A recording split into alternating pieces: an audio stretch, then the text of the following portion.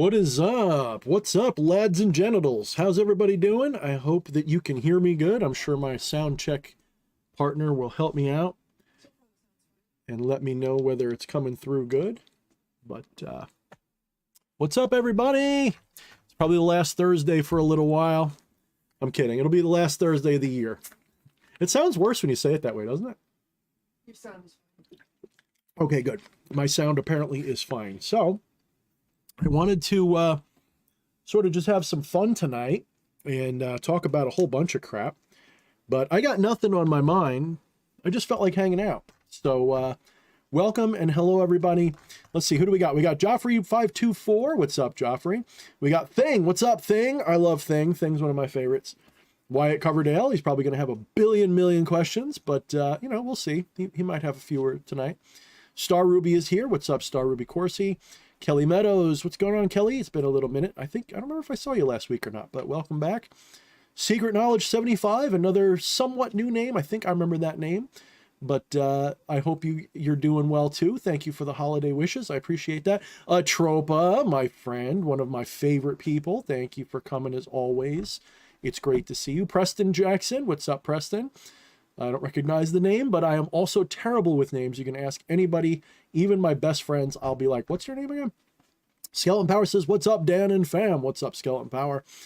And AKA Morningstar. What is up, AKA Morningstar? Now, to anybody else who I did not say hello to, you can always put your name in the chat if you want me to talk to you and say your name and give you a shout out. But otherwise, welcome. We're probably going to be talking about a whole bunch of stuff today. Once we get around to it, once we figure out what it's going to be.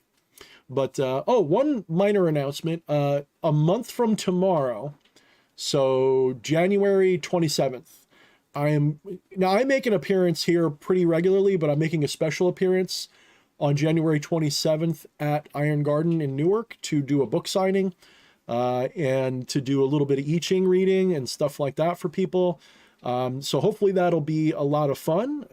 So if you want to come down and meet a dude that you guys watch, if you're in the general vicinity of the club in Newark, QXTs on the 27th, I'll be announcing it a few more times until then. Think of it like a little mini version of the East Coast meetup we did last time, just a little bit less formal and official. So hopefully you guys will come join me there. I'm not going to be doing any real presentations though. That's going to be somebody else. I'm mainly just doing a book signing and doing a little bit of I Ching. So not a lot, you know, just something I could fit in for 10 minutes or so here and there. Nothing major. But the book is going to be, it's going to be my book, the Infernal Vampire's Handbook. So that is going to be hopefully a good book for the subject. It's one of my smaller books. Like I've thought about for years, like since I started writing, and I kind of stopped for a while. I shouldn't say I stopped. I've been writing like crazy, but I haven't published anything in 2 years. The last things I published, I was going to be releasing smaller grimoires on the fairly regular, but so much has sort of evolved in my practices that I feel like almost like rebooting, if that makes sense. And I think a lot of people, you know, as they practice, obviously your practices change. One of the things that I go through, maybe it's because I'm like a fire sign, maybe it's because it's who I am, maybe it's because I have ADD, it doesn't really matter. Whatever the reason is, I tend to burn out and change focus like on a fairly regular basis. And yet at the same time have a on the spectrum level of obsession with the things that I flip around through, if that makes sense. You can ask my wife, like other people will be playing games and stuff, and I'm either studying, writing, or something, unfortunately, to do with, you know, the worldwide bullshit going on right now. So that is a major sticking point for me. It's like, I want to be fighting. Like I want to, you know, and of course, when I say this, Miss Wojcicki, I don't mean, you know, literally, so don't sue me, bro. But even if I did, I wouldn't tell you. But, you know, it's not that I want to save the world so much as I want to destroy those that are trying to destroy the world. Does that make sense? Like, you know, the world can save itself. But these monsters, they're impressive. That's all I'm going to say. So, yeah, Astrological 999, what's up? Jay, what's up? Anthony Viv, what's up? How's it going? He says he can try to make it this time. And Vince says, hey, DH, saying hi to you and always enjoy your discussions. I appreciate that. So Preston says, this is going to be one hell of a discussion on the absolute bullshittery that has happened since the start of this decade. I've done this presentation many times, this discussion many times. But yeah, it's, you know, it's one of those things where, how do I put this? I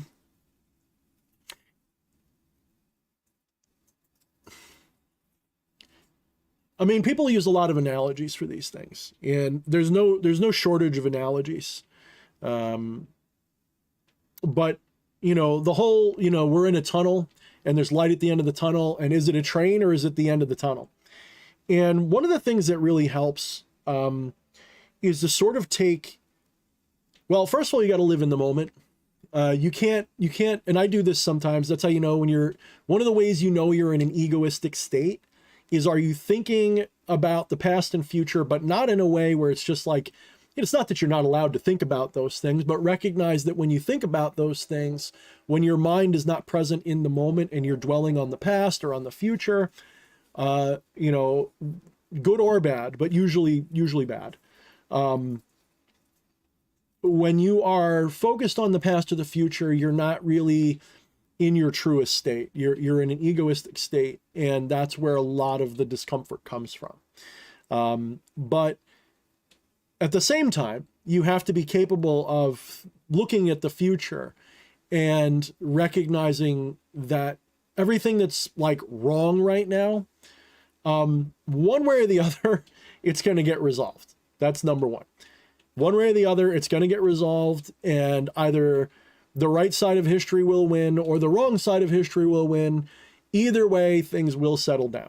Now, I know that things are not going for them the way that they thought it would. They are holding the reins, but the horses decide where they go. So for those of you who are looking at the state of the world and wondering what is the magical, what is the intuitive, what is the prescient, what is the sage's perspective on this? Now, I am not the sage that has completely ejected from society. Rather, I am the sage that's still in society. I haven't gone beyond the pale. I'm not sitting there putting ashes all over myself.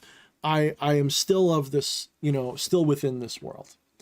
But I will tell you that from my perspective, what we're going to see as things continue to go the way they're going, because the globalists are being countered by other people, powerful people, this means that things are going to get crazier. When I say they're going to get crazier, I mean, as the system keeps getting exposed for its corruption and problems, as more and more people undergo the Great Awakening, and by that I do not just mean political Great Awakening. That is the, you know, if we're going on that if we're looking at this in the hierarchy of most spiritual paradigms. Now, of course, for me, if there's a hierarchy, it's a ring, it's not a ladder, right? It's a ladder that goes around itself. The material world is not at the bottom, neither is nothingness. That's like in the middle, right? I use that more Zen, more Chinese, more Japanese view, where the material realm is the middle realm, sort of like what the Norse would say. This is the middle world, and there's infinity stretching up and infinity stretching down, and that infinity is joined at the base of it, right? They're both joined. So this material realm, the material perspective of this going on, that's only one part of the awakening. Realizing that, look, most people know that civilization and government is completely corrupt. Like that's not a hard stretch for most people. But the difficult thing for people is to realize that it doesn't have to be that way. And that you don't have to be. You really don't have to be in that. Thank you, Psycho Shinobi. I think I said Middle Earth. I meant Midgard. Thank you. It's my brain. Words don't work. Anybody who knows me long enough knows I fuck up words all the time. You don't have to be under this thumb. And one of the things that they are doing is trying to make it look like the way out of this is to go with literally what they promote. And they promote it in such a way that people don't realize they're going along with it. We've all heard the term normie, and that there's a lot of people that don't know or don't accept or can't see through what's going on. And they just want to live their lives, buy their cars, buy their houses. And it doesn't compute in their head. Like, imagine there's a zombie apocalypse going on, but the zombies aren't dead. They're just brain dead. They don't know that they're dead. They're walking around. They have jobs. They have no clue what they're doing, but they will eat your ass just because they don't acknowledge that there's something wrong. And they end up just like lazy sheep. Like, if you've ever been to like a slaughterhouse, which thankfully I haven't, but I've seen plenty of it on, YouTube and stuff. They just follow the animal's ass in front of them right into the meat grinder. And that's what's happening. Psycho Shinobi gets it. We're in a zombie apocalypse. And you could argue that these zombies have always been there, but the system didn't weaponize them against the not zombies the way that they have now. Once upon a time, society looked on the zombie as a necessary part of society. Like, this is a person who's going to keep the lights on. They're the workhorses. They're the one, read Animal Farm. Okay. You'll understand what society is stratified like. And you get people who do see what's going on. Well, the number of people who see what's going on is starting to balloon and become astronomically big. And at some point, people are just going to say they've had enough because too much truth has come out. My fear is not whether or not humanity will rise to this challenge and fix it, or at least rise to the challenge. My worry and fear is that it'll be too little too late, or the other side will get scared. And instead of like letting themselves get taken out, they will do something crazy to take everybody else out. And that might even be what they're planning. Now, I don't want to talk too much about speculative shit. I just want to say that this next year, I personally believe that so much is going to come out. You think a lot came out this year. I think this was the appetizer. I think next year, so much more is going to come out and be exposed. And the other side is going to start getting so desperate that, I know I said it was going to get surreal, and I think it has been surreal.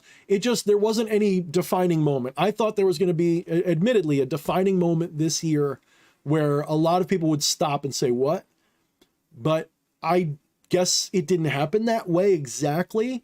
There was a defining moment for a lot of people. That was like the Twitter files getting revealed of what the government's doing there and some related stuff.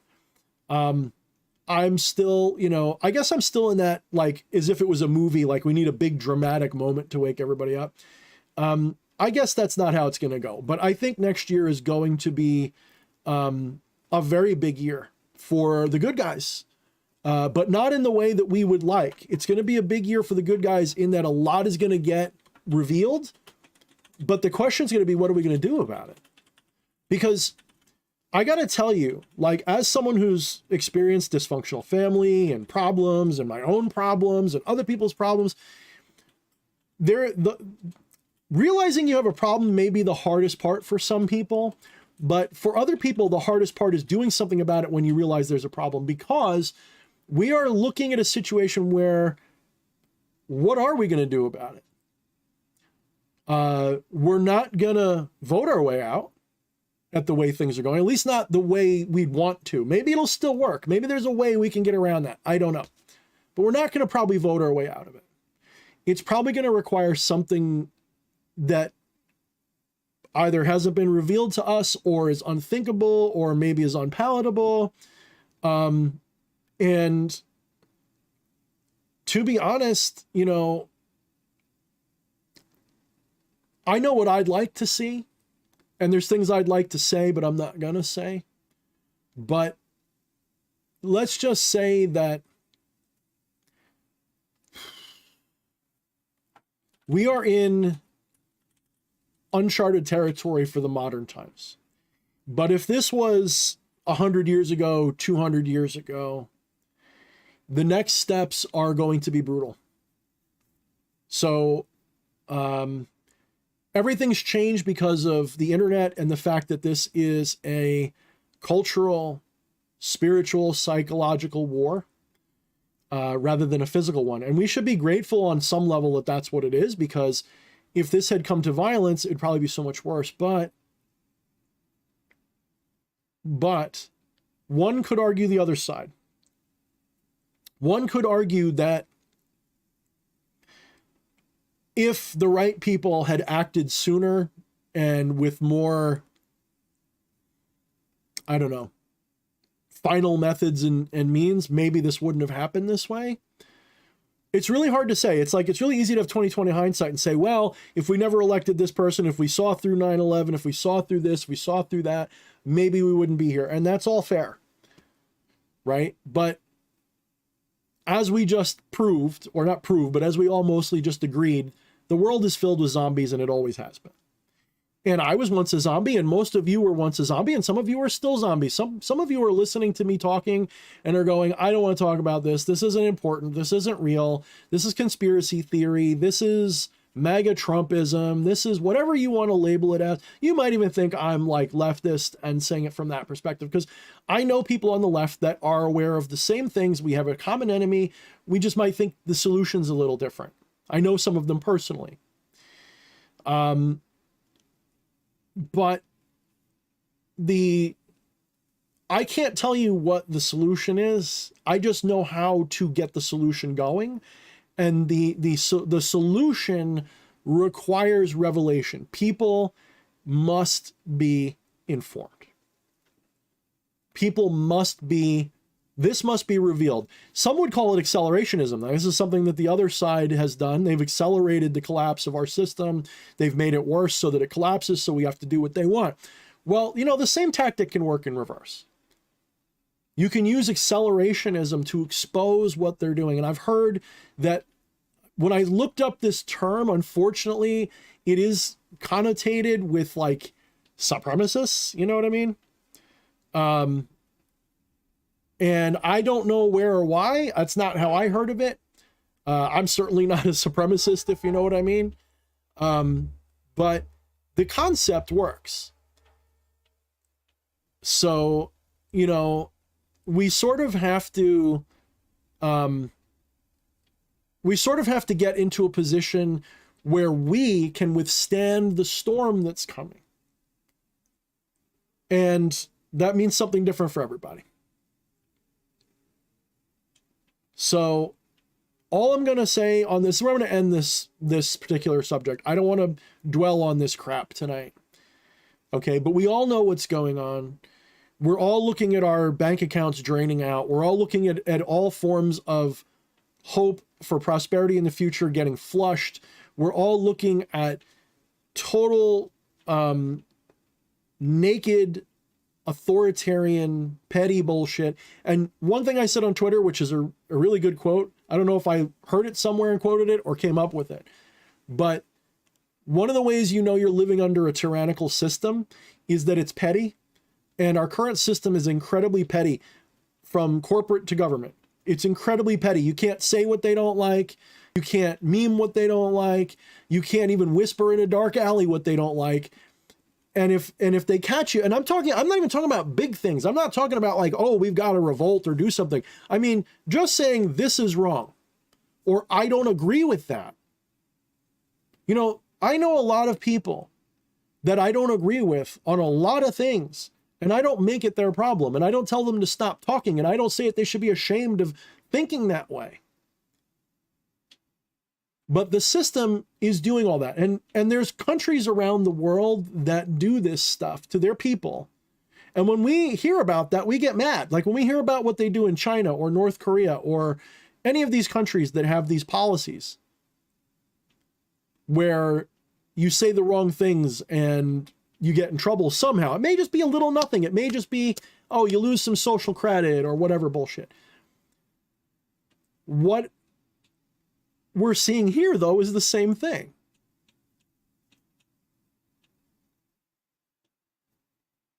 Now, maybe I was always just a disrespectful, bratty kid that never liked authority. And when I was a kid, I would rebel against authority all the time, but I would make it look like I wasn't. So I have zero record. If you ever do a background search on me, it's like, you know, they're going to present you with a manila envelope and they're going to go like this, and literally just the most basic information will drop out. Where I was born, shit like that. I've got no record at all whatsoever. I'm clean as a whistle on every department. Does that mean I've never done anything? No, I'm just not stupid enough to get caught. Okay, so maybe I've got the gift of gab. Maybe I'm really good with neurolinguistic programming, and I can just get away with anything, and I'm charming. And some people said I'm like a cult leader, and I could see it. I could see why they'd say that. But I guess I'm used to being in that position, and most people are not. Most people are not. Most people are not used to resisting or rebelling against the system, especially beyond superficial things. You're like, oh, I refuse to dress that way or something. Now, some people like Ninurta, correct me if I'm wrong, I think you know what I mean. I think you know what I mean. This is why during the American Revolution, the criminal organizations were a big part of that reversal. So no Thorne porn. Sorry, Crackbite. Maybe someday. I'm kidding. No, there won't be any Thorne porn. But, you know, if we look, we see that the mafia of the time, the criminality of the time, they were on the good guys' side. They were on the right side of history. They wanted independence from the overbearing British because under the American system, they could get away with a lot more. And it didn't even have to be necessarily illegal, but they could ingratiate themselves with the people who made the laws so that the laws would be tweaked so that they could do their running of different, you know, things that were illegal, but they could do it in a way that they wouldn't get in as much trouble. So the spy networks and all of this shit, you think that they weren't like aligned with criminality? And this is where it gets kind of fucky because that's what they're doing. When I say they, I mean like the globalists. They're using the criminal element of this country to undermine us. The whole, you know, the various ethnic gangs and things like that, they're all being bolstered by this. If you think that the various mafias aren't in bed with really both sides in their own way, like, just so you know, at the highest level of like these little mobs and gangs and shit, they're all politically connected. They're not just some dude living in a crack house, you know, who's somehow untouchable. They're untouchable because they pay off senators, they lobby, they do all the same shit everybody else does. So they're all, you know, interconnected. And so I do wonder about that. You know, I do wonder. But yeah, let's change subjects though. I don't want to dwell on this part tonight, but that's where most of the 2023 is going to suck is coming from, is until this fight is over, it's just going to keep getting worse and worse and worse and worse and worse until people finally have enough and throw off tyranny. And my biggest worry is that people won't have enough before it's too late. Some of us have been watching this happen and have been de-zombified decades ago. And for those of us who've seen it all this time, it's agonizing to watch it going on and seeing people lying to our faces in the media and at big tech.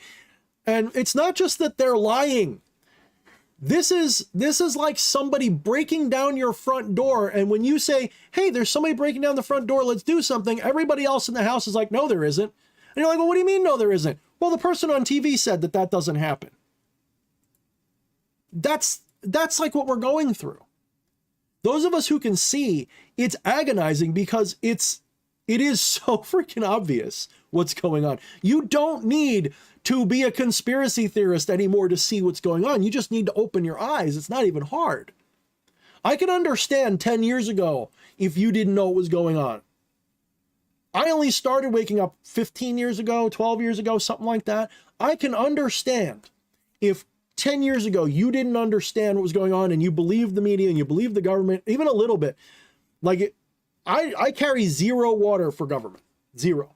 Even the ones I like. I'm more inclined to look at them, you know, I really want to see them before I trust. Even the ones that I prefer, I don't trust. You shouldn't trust any of them. So I could understand if you only started to realize what's going on in the last 2 or 3 years. Totally understand. But if you are honestly looking and you don't see it now, you're either in complete denial or you're crazy or something. Like, it is now more crazy not to suspect. And I'm just being polite and saying suspect. I actually think it's the other way. You're more crazy if you don't believe it's going on. If you don't at least suspect, then there's something wrong.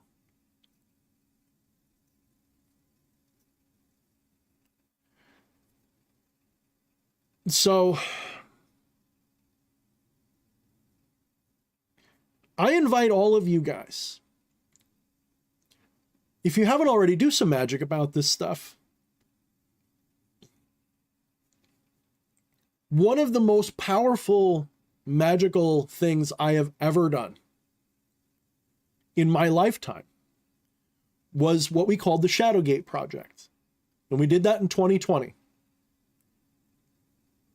And when we did that project, we were opening the shadow gates and we were expecting, like, you know, I don't know what we were exactly expecting. Like, we kept our, you know, if you read our little dialogues in our chat channels about it, you'll see that we were expecting maybe like people who are like, we expected to see more criminality, or we expected to see, like, literally see more shadows and things like that. What we got instead was 2020. Now, when we did this, we actually did it twice. We did one that was like a private version with just a friend of mine. And then we did it with like a big group of about 25 people, if I remember correctly, all around the world, opening these gates. And we did that towards the end of the year. I think it was Halloween night was actually the main, yeah, that was the main activation night. And it seems like, as bad as 2020 was, all of the truth started pouring out. All the obvious truth started coming out towards the end of 2020. People were starting to ask the important questions, and we were starting to get some crazy answers. And 2021 and 2022 has just been an outpouring of revelation of what's going on. So in other words, humanity's collective shadow is being drawn out.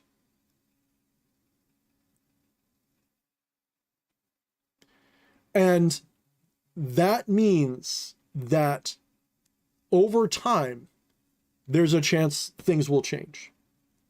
Will they change for the better or the worse? Well, it's really a challenge. Are people going to be... it's really a challenge of, are people going to integrate these shadows? Or are they going to just dive deeper into them? So.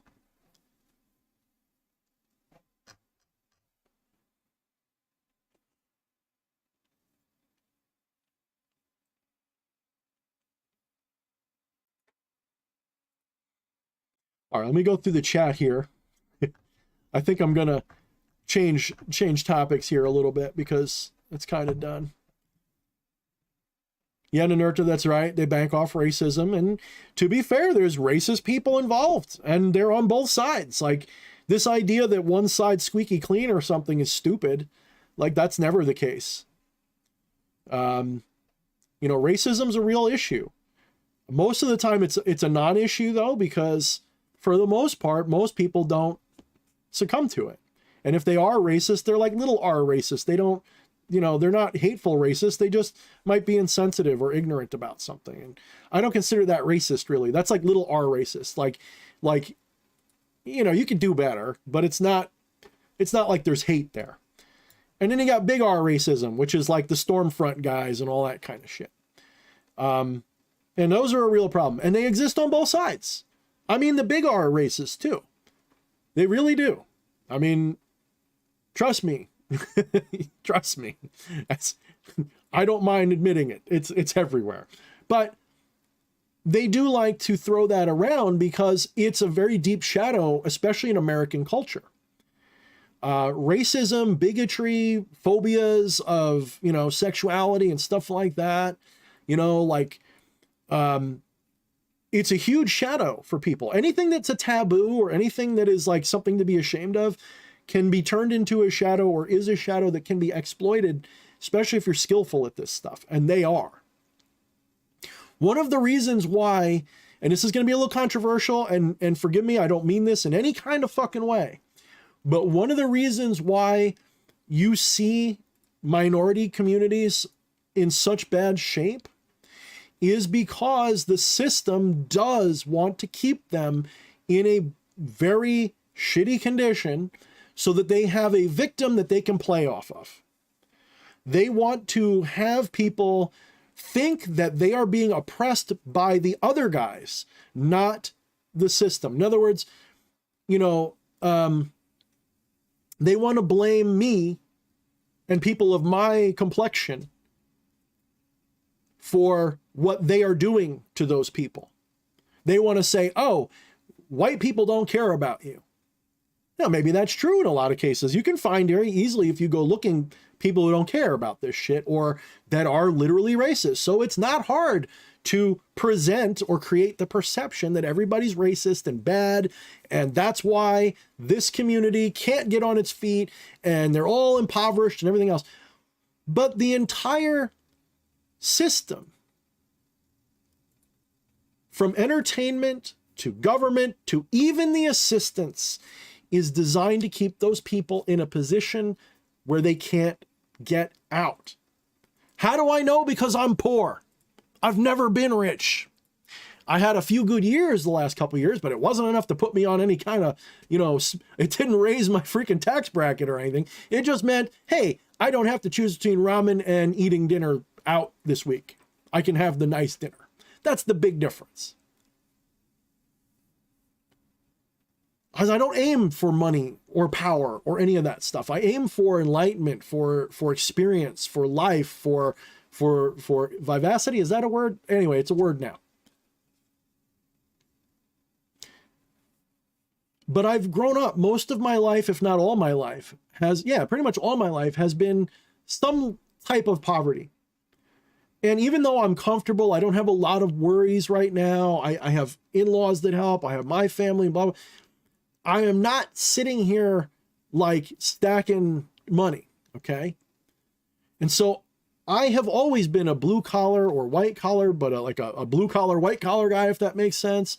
I've always been on that fringe looking at normal society going, I don't ever want to be in that. And I've always been friends with those kinds of blue collar, normal people of all ethnicities. And I could see what was being done because I have eyes that can see. Most people don't. I'm not saying I'm special. I'm just saying I don't have those blinders on. I'm able to see what they're doing to people to get them to hate each other.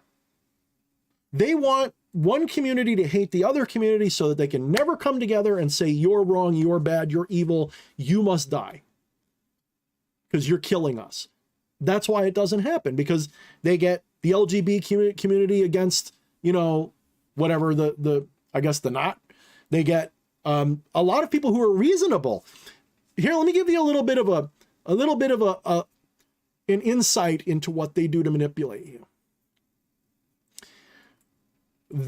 One of the reasons why the media, the internet, movies, television is so inundated with a woke kind of perspective isn't simply because they're trying to convince you that that's normal or right or whatever.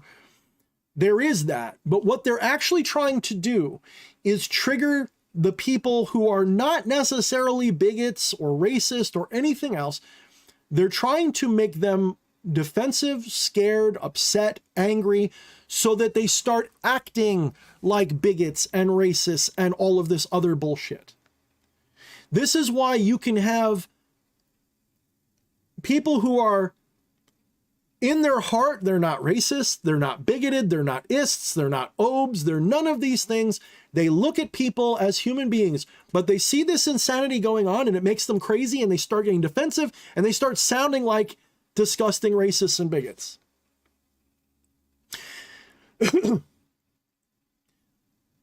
Half the time they don't know that. They don't realize what they're saying.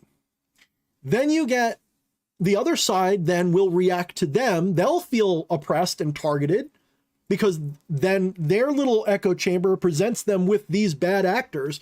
And now they believe that everybody that doesn't literally fall on their knees in submission to their ideologies must be some kind of a phobe or a bigot or a racist or something. And this is how you get this really divided culture. You use perception. You create a perception that white people are racist or they don't know that they're racist or they're insensitive. You create the impression that how come it seems like everybody who's black does this or everybody who's LGBT does that? And this is how they get everybody crazy. And because most of us don't live in the real world anymore, because most of us are so fixated on this fucking thing, we have a very distorted view of reality. When I go to Iron Garden, that is a very, I'm going to say probably mostly progressive group of people. They are probably mostly going to be, either unconcerned completely or they're somewhere on that spectrum of like, I don't think I would say necessarily woke, but on that spectrum of stuff. And you would think that I would go into that club and be enemies with everybody. But I gotta tell you, when you're face to face with other human beings and you see their humanity, that doesn't happen. We're not really that different. We all want basically the same thing. We want our rights. We want a little respect. Yeah, some people want a little this, some people want a little, but for the most part, we agree on what matters. We don't want anybody to get hurt. But when we get online, suddenly it's a troll fest. Everybody's fighting with each other, and the system will shadow ban you if you argue about it, and they'll promote you if you're crazy, and all of this crap. And it's just, this is sickness. And because most people can't see it, they're falling right into it. I'm going to tell you that for me, 90% of my unhappiness in life, even as a Zen guy, unhappiness still happens. Suffering, maybe not so much, but unhappiness too does. They're not the same thing, by the way. You can actually not be suffering and be unhappy. I know it sounds crazy, but it's possible.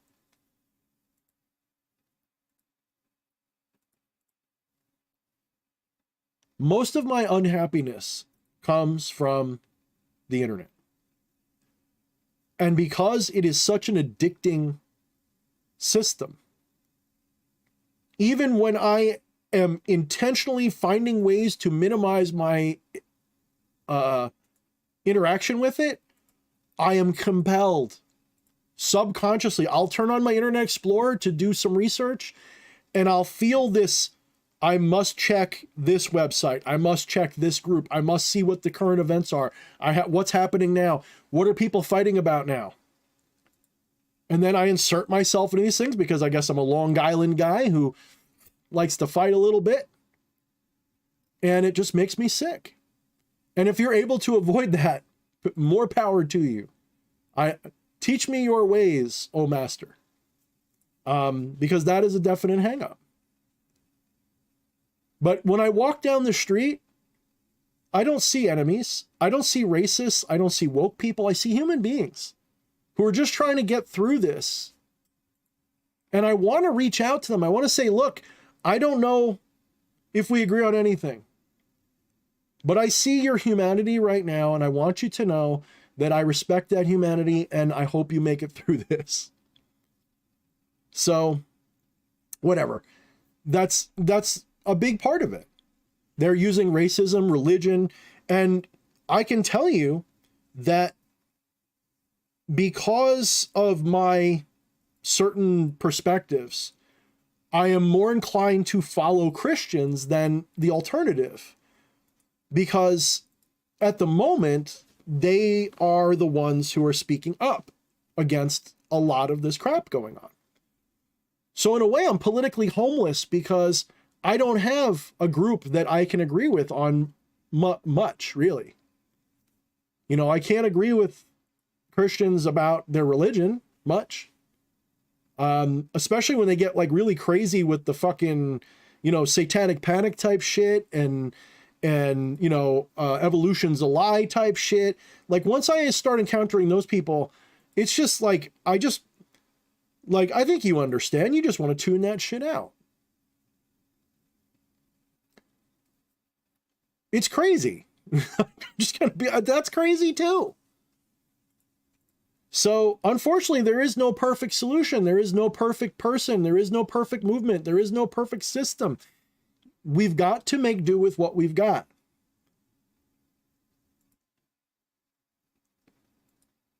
Another thing they do is purity spiral. They make you do purity spirals. This person disagrees with me about this one thing, so we can't be friends.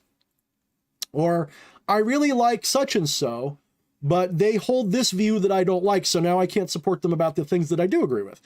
Elon Musk being a really good example of that. Do I trust Elon Musk? No, he wants to put chips in everybody's head. Is he exposing what the FBI and the globalists and BlackRock and Vanguard, is he exposing them? Absolutely. So I'm going to support that.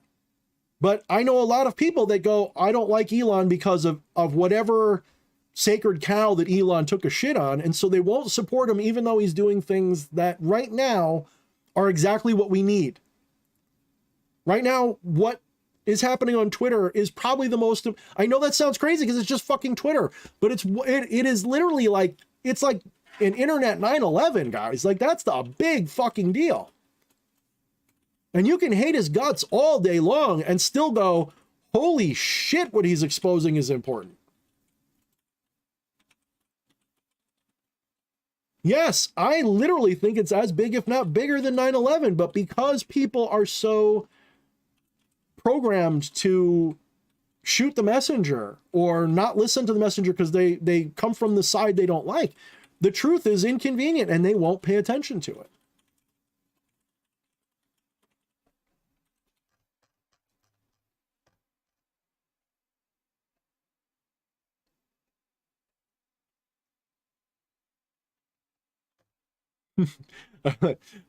I like what my wife is saying. Why is he an ass? I don't know. The news told me so. Exactly. Mr. Mission Control, what's up, brother? He says the chips are already in everybody's butthole. Yeah, they don't need to put a chip in you. Here it is. You don't need a chip. Everybody's addicted to the thing. Look, I'm able to put it away for a while, but like the other day, my wife and I left the house with, and I forgot my phone. I think we went to the movies or something. I don't remember what we did. And I actually, like, at first I was like, oh shit. And then I was like, no, you know what? This is good. I'm actually good. Fuck that thing. I hate it. Dinner. We went to dinner. Is that what it was? We went to dinner and then the movie, yeah. Yeah, we went to dinners and then the movie. I guess I didn't have my phone for the movie. So, I don't think it was the movie night, though. I feel like it wasn't. I could be wrong. You might be right. We went out, though. We were out for a little while. We were out for a good while. Maybe we went to the stores after. Was it, like, on our day off during the Christmas season? I think it was IHOP. That's what it was IHOP. Cheat day at IHOP. IHOP. Good crack bite. I'm actually with you, brother. I think that at some point I may just get like an old flip phone, and I'll have this for when I need it, but I'll get like an old flip phone to keep in my pocket instead. Just something that this way, you know, my mom's getting elderly and like something could happen. She might need to call me or something. So maybe I'll just have that. Some cheap flip phone that costs like $20 a month. All right, let me read some of the, I missed a whole bunch of messages. I see Wyatt, but a lot of people are here that I missed, I didn't say hi to. Let me scroll up and see where I can figure out where I left off so I can try to say hi to everybody. All right, let's see. Who'd I miss? Twilight Sun Shaman, what's up, brother? Good to see you again. Let's see. Kristen Heinekanian, what's up, man? How's it going, dude? I haven't seen you in a while. Going on. Let's see. Let me scroll through here. Let's see. I saw Gogo here. Gogo, if you're still here, I just want you to know something. Let me know if you're still here in the comments, Gogo. I got a message saying that you had one of my videos on your channel. And I checked it out and it's got like 5 views or whatever. And I know you're doing it to promote me, but YouTube is going to keep letting me know when you put up my videos. And I actually don't have a problem with you resharing my videos because you definitely like link back to me. But I would suggest like you don't do it again because YouTube, they are very strict about that stuff and they may even automatically strike you even without me putting something in. So even though I'm ignoring it, and I appreciate that you were doing it to promote, so I'm not angry. Like I'm not like thinking you're stealing my stuff or anything like that. So I didn't report it. I didn't, you know, I didn't tell them shit. I didn't say remove it. So just understand that if you're doing that, YouTube is really strict about content policy like that.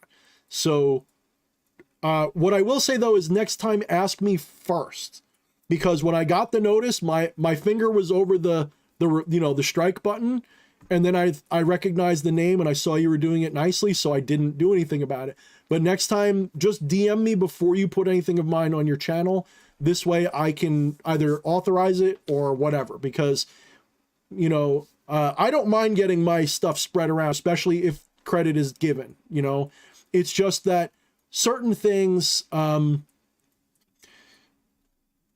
sometimes I would just rather not, right? Does that make sense? So. Maiden Liberty says, behold, the Undertaker. I say it with love. That's fine. I've gotten over it. I'm probably going to wear this to the club tomorrow. We'll see. Yeah, Devin, I should get an indestructible Nokia. That's right, man. I remember those things. Andrew Colts, what's up? Not AP, what's up? Vince Cashmere, I think I said hi to you. Psycho Shinobi, what's up? Ninurta, I said hello before. I think I caught up. If I missed anybody, I apologize. What's up, Hunter Moon? I think I got everybody now. So. Neon Cicada, what's up? All right, I think I got everybody. So, all right, let's change the subject a little bit. Let's get some questions going for stuff that's not about the world and all the bullshit going on. You know, we'll just say that 2023 is going to suck. Worse. It's probably going to get much worse. Like, I predict an order of magnitude worse, at least for people who are paying attention. Maybe if you're one of the zombies, it won't bother you. But if you are aware of what's going on, 2023 is going to really piss you off. You know, it's going to get crazier, much crazier.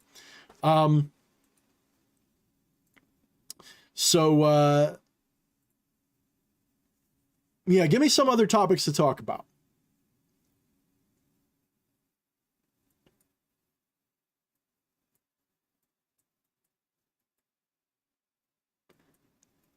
Yeah, Nature, before you deleted that, I agree. The world's on fire. So tag me with your question or comment. I'm sure some of you guys asked things before that I didn't get to. So if you got a psycho, spiritual, mystical, or even political question, go ahead. Although I'd try to avoid politics tonight.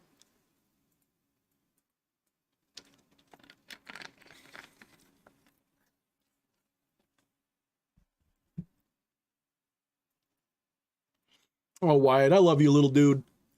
Sometimes I want to slap the hell out of you, but I love you, man. I love that comment. Thorne, we got nothing better to talk about, dude. This is the most important thing right now. It's our lives. I agree.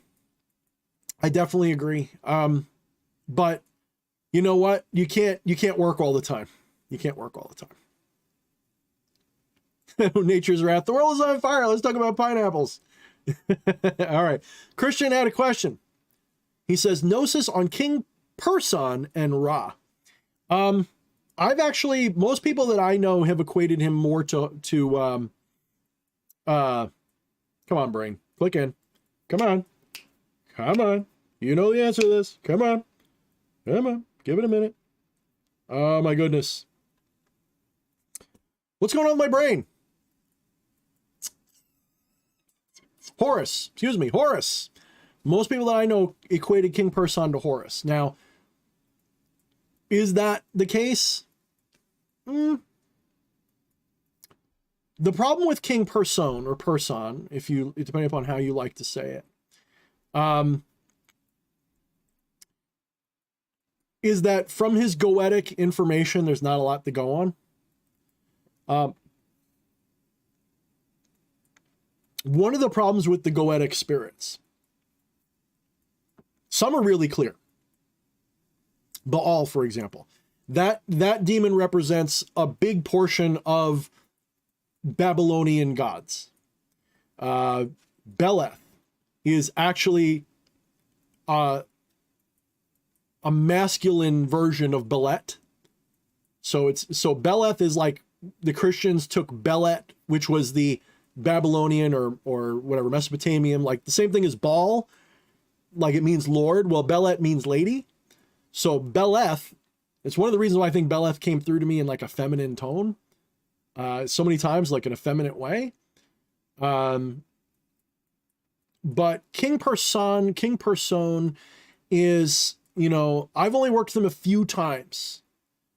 One thing I'll say that sort of is Horus-like, and that makes me think that there's a connection to Horus. And I'll explain a little bit more deeply about this in a minute, is his tendency when you work with him to go into that underworld, find treasures, and bring them up. Because Horus went to the underworld and helped his father and so on. Right? So, that part feels a little bit like a Horus to me. You know, and it's not in the Goetia. There's literally nothing in the Goetia or any offshoot of it that tells you it would be King Horus. But there is that vibe. Now, how does this work? Are they the same spirit? Are they different spirits? So what are we talking about? Well, part of my evolution as an occultist over the last 4 or 5 years has been doing a better job of both contemplating for myself and then discovering in other traditions things that validate things I figured out on my own. And I had started to figure out last year or the year before, or maybe before that, the idea of, you know, all spiritual beings are manifestations of an archetype. And the archetype is just a word we use for a very, very, very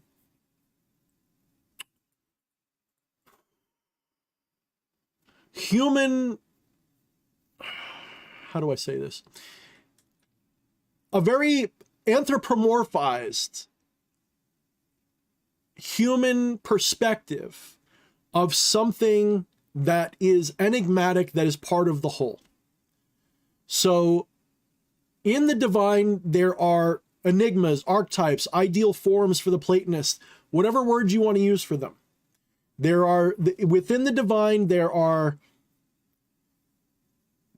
whatever language you like, vibrations, frequencies, patterns, whatever you want to call them, in the non-physical realm of perception. Okay? That when they are approached from this embodied place, we tend to take, so this is a simulacrum we're experiencing. This isn't reality. This is what reality looks like, but this isn't reality. So we're looking at a simulacrum that represents reality. In Platonic, Neoplatonic, and some versions of Advaita, that's an ideal realm.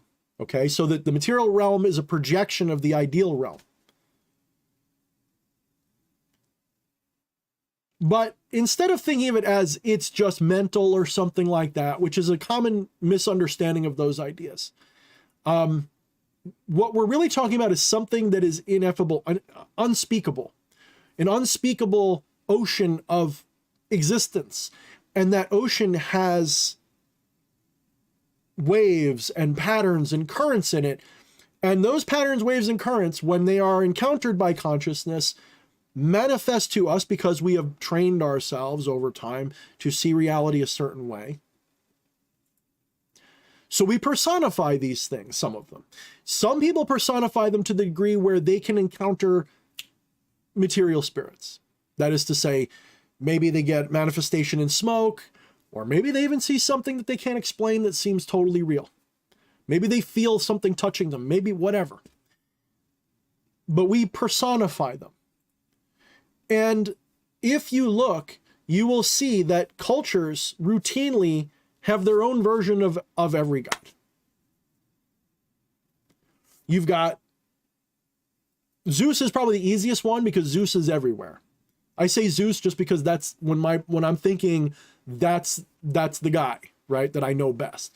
But you've got Thor, you've got Enlil or Marduk, depending upon which era. Marduk's kind of like the Horus version, by the way. So you have Enlil and then Marduk, which is sort of like a sun type of dealy, sort of like Horus.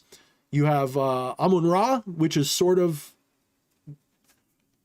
back when the Greeks and the Egyptians were hanging out together a lot. They syncretized Amun-Ra and Zeus. They said that Amun-Ra was their version of Zeus because he was the king of their gods, but they associated him with the sun instead. So. You do have a super chat. Oh, I do. I didn't see that. Thank you, sweetie. Scrolled up. Oh, sorry, DK. I didn't see your. I will get to that in just a moment. Give me a moment. Yes. Okay. So we have all of these different deities that represent the same things. And some people will encounter them as literal spirits that are as real as you or me. And some people, they're just imaginary thought forms. I have dwelled with both and found that both are valid. Both are. So one of the problems that I run into, and now I have a better way of helping people with it, is people would come to me and say, Thorne, I've done the ritual, but nothing happens. What am I doing wrong? And there is this idea that a spirit must manifest in a way that is physical or supernatural or something like that. They don't accept that unless they get a paranormal experience that it didn't happen or wasn't real. But the truth is, the more important truth, the higher realization, is that both are equally valid and both are equally powerful, and there is actually no benefit to one over the other. In fact, I will say to you right now from personal experience that having paranormal relationships with these beings isn't actually better. It can actually be a bigger pitfall. It can actually become a bigger ego trip because you will end up becoming theistic about it. You will end up looking at them as if they are theistic entities that you must worship. And trust me, the divine doesn't mind that. It's not that you shouldn't. I refuse to, but I don't, I'm getting better at transcending my own biases here. I still have a disdain for the term worship. I think worshiping anything, not that it's evil or wrong, but I think that worship, when you worship, to me, the word worship has a very submissive quality to it. You are submitting to something. You are saying that it's above you, and you are worshiping it as a superior. That is the tone of the word worship. Not for everybody. Some people think the word worship can be totally neutral or equal. Some people would say, well, I worship my wife's ass or something. And they don't think they're not below their wife's ass. They just love their wife's ass so much that they want to worship it and eat it like groceries. Okay, I get you. I totally get you. But for the most part, it is a submissive form of reverence. Now, reverence is perfectly fine in my dictionary. Reverence,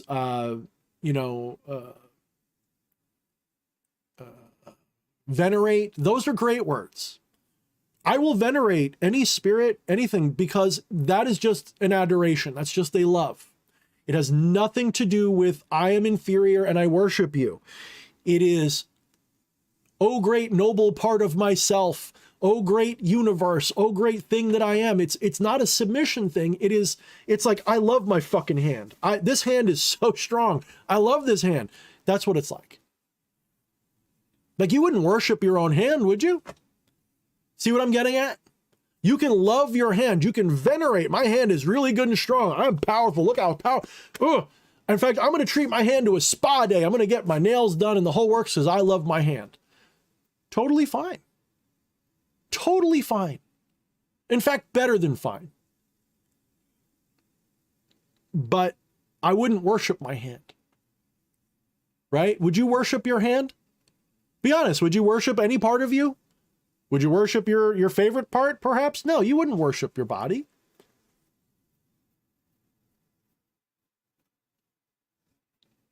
So, venerate, revere. Those are great words. So, going back to King Person and then getting back to DK's question.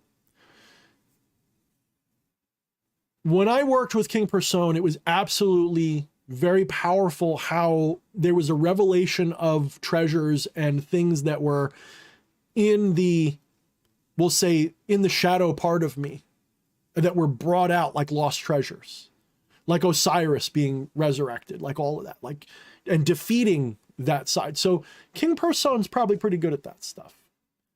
And we see that in the Goetia. He's good at finding lost treasures and all this kind of good stuff. So that's my take on it.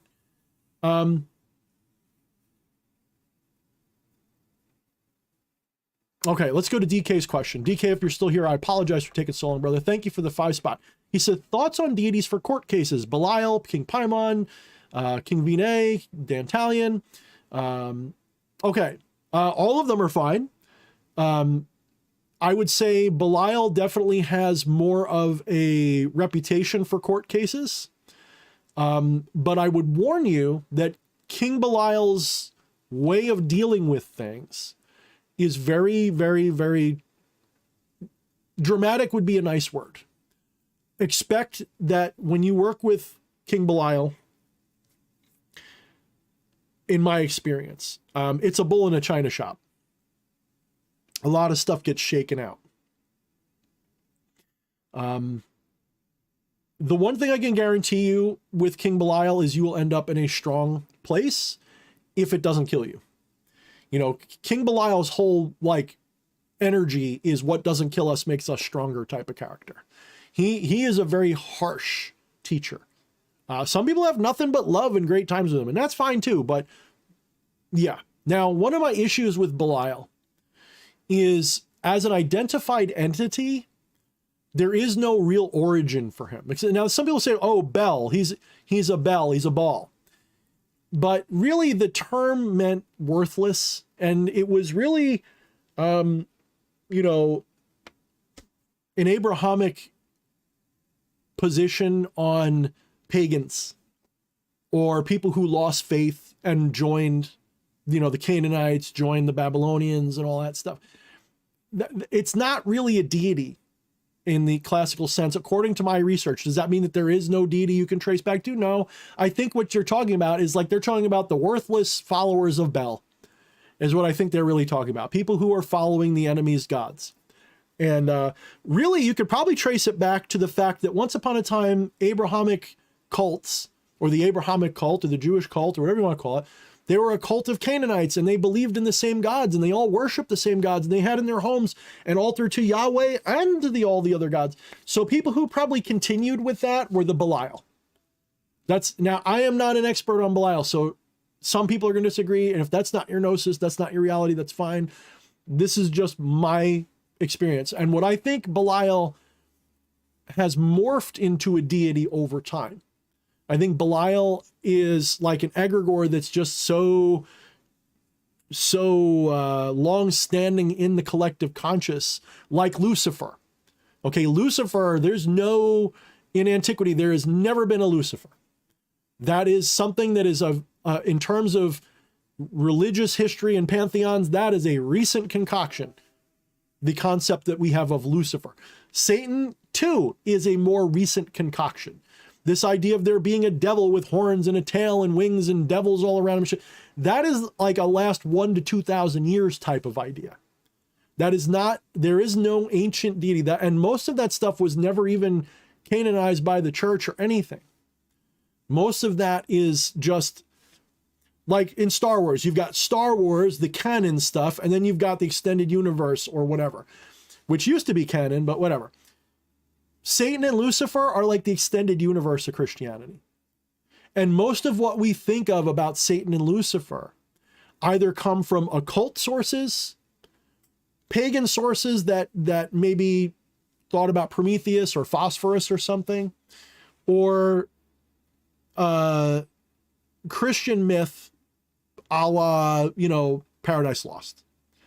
And I know that there are people who say, no, Satan is an ancient, animistic deity.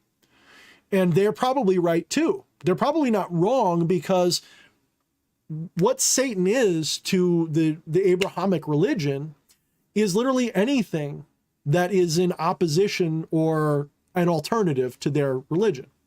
So, especially for Christians.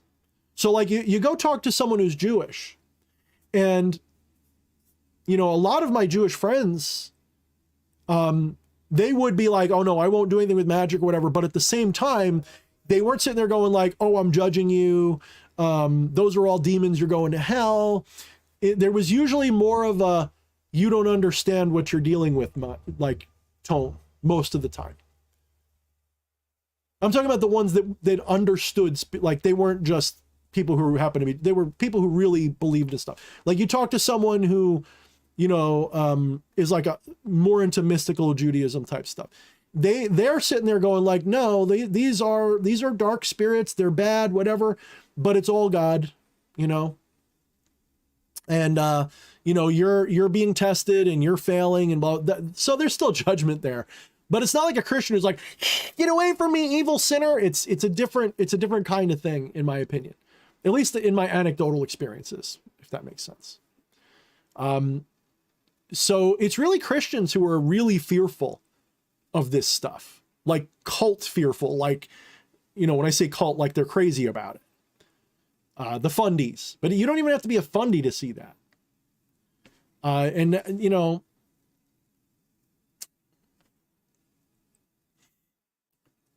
So what I'm getting at is this whole idea that there are certain spirits that have a solid foundation in history. There's a lot that don't. And we work with them all the time and we have results. Someone mentioned Nyarlathotep before, and Nyarlathotep, or however you like to say it. Hotep is the title, and Nyarla or Nyarlat is the name,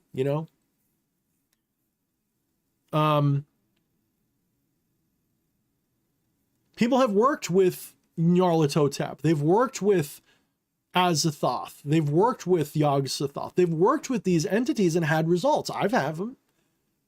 How is that possible if they didn't exist see what I'm getting at? This whole idea that these are theistic beings, that, Zeus lives on a literal Mount Olympus somewhere in the world, but you can't see him because reasons. And no, this is why Platonism, Neoplatonism, all of these things are a superior form, and Advaita, they're all a superior way of looking at things, because you realize what you're dealing with, what the world of the material world, what the spirit world, what the pleroma, what all these things kind of mean. And then you can sort of figure out, if you don't take them literally, one of the problems that you can have with any philosophy is being too literal and not understanding the terms that they use. When you don't understand their terms, you get screwed up. Take, for example, Hermeticism. I guess it's the first Hermetic principle, is everything is mind. Okay, when you're saying the word mind, what do you mean? When I say mind, I'm not meaning the same thing the average person means, or the same thing a neuroscientist is meaning. When I say mind, I'm actually talking about an activity of consciousness, which is selective.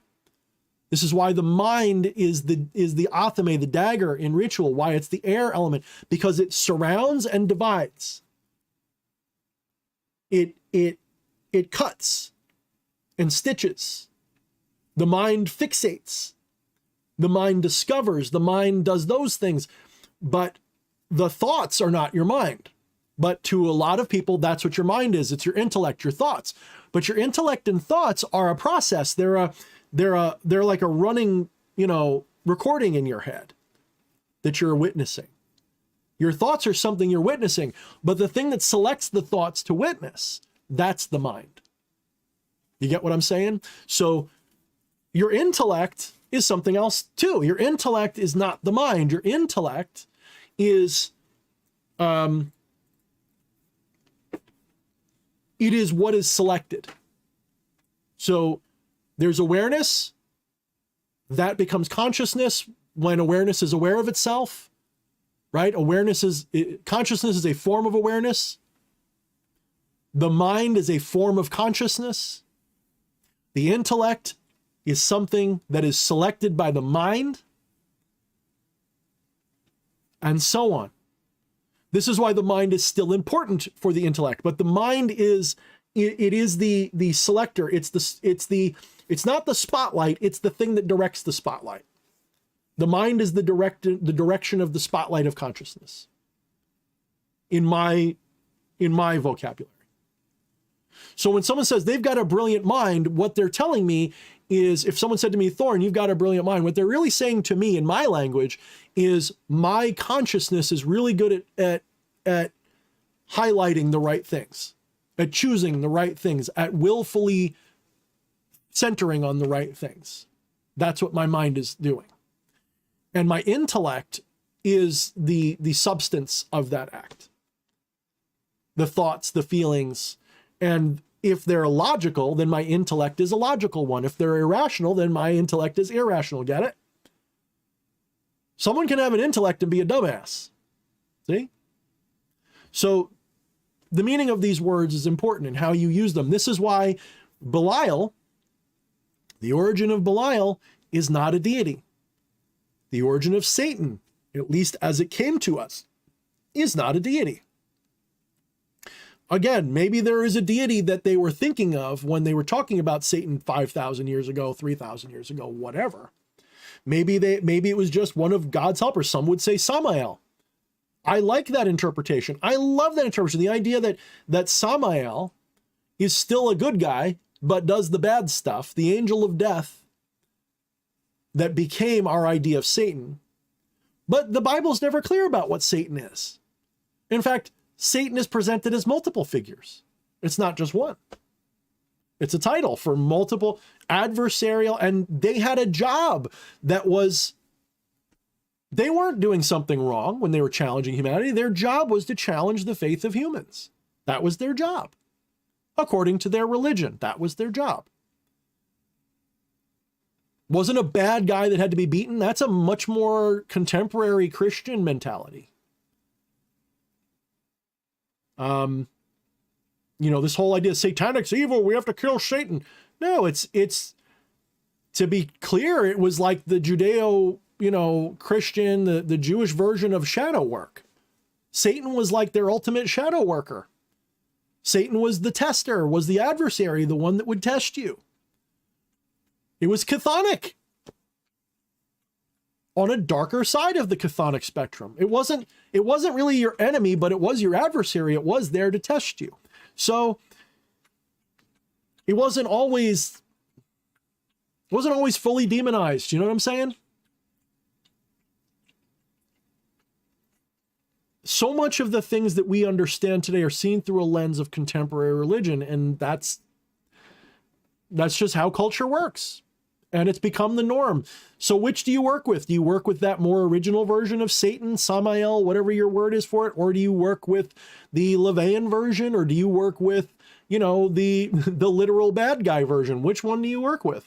Well, they're all there. You can work with any one of them. None of them are better. None of them are more real. It's just some go back further in history, and that means they're deeper deeper in the collective conscious. They just may have a different name now. We might call it something else now. It's still there, though. This is why that collective conscious idea, the pleroma, if you will, was so important and still is, because it's still there. And the question is, was it always there and then we discovered it, or did we discover it and put it there? Was Plato right or Aristotle right? Which do you think, guys? Was Plato right, Aristotle, or both? Do we need both? I would argue that there's no difference, just a matter of perspective. I think that if you're very high-minded, you're Platonic, and if you're very material-minded, you're Aristotelian. But the ultimate realization is there's no difference. Yes, they argue on the finer points. Yes, but it's more a matter of perspective of where you're sitting.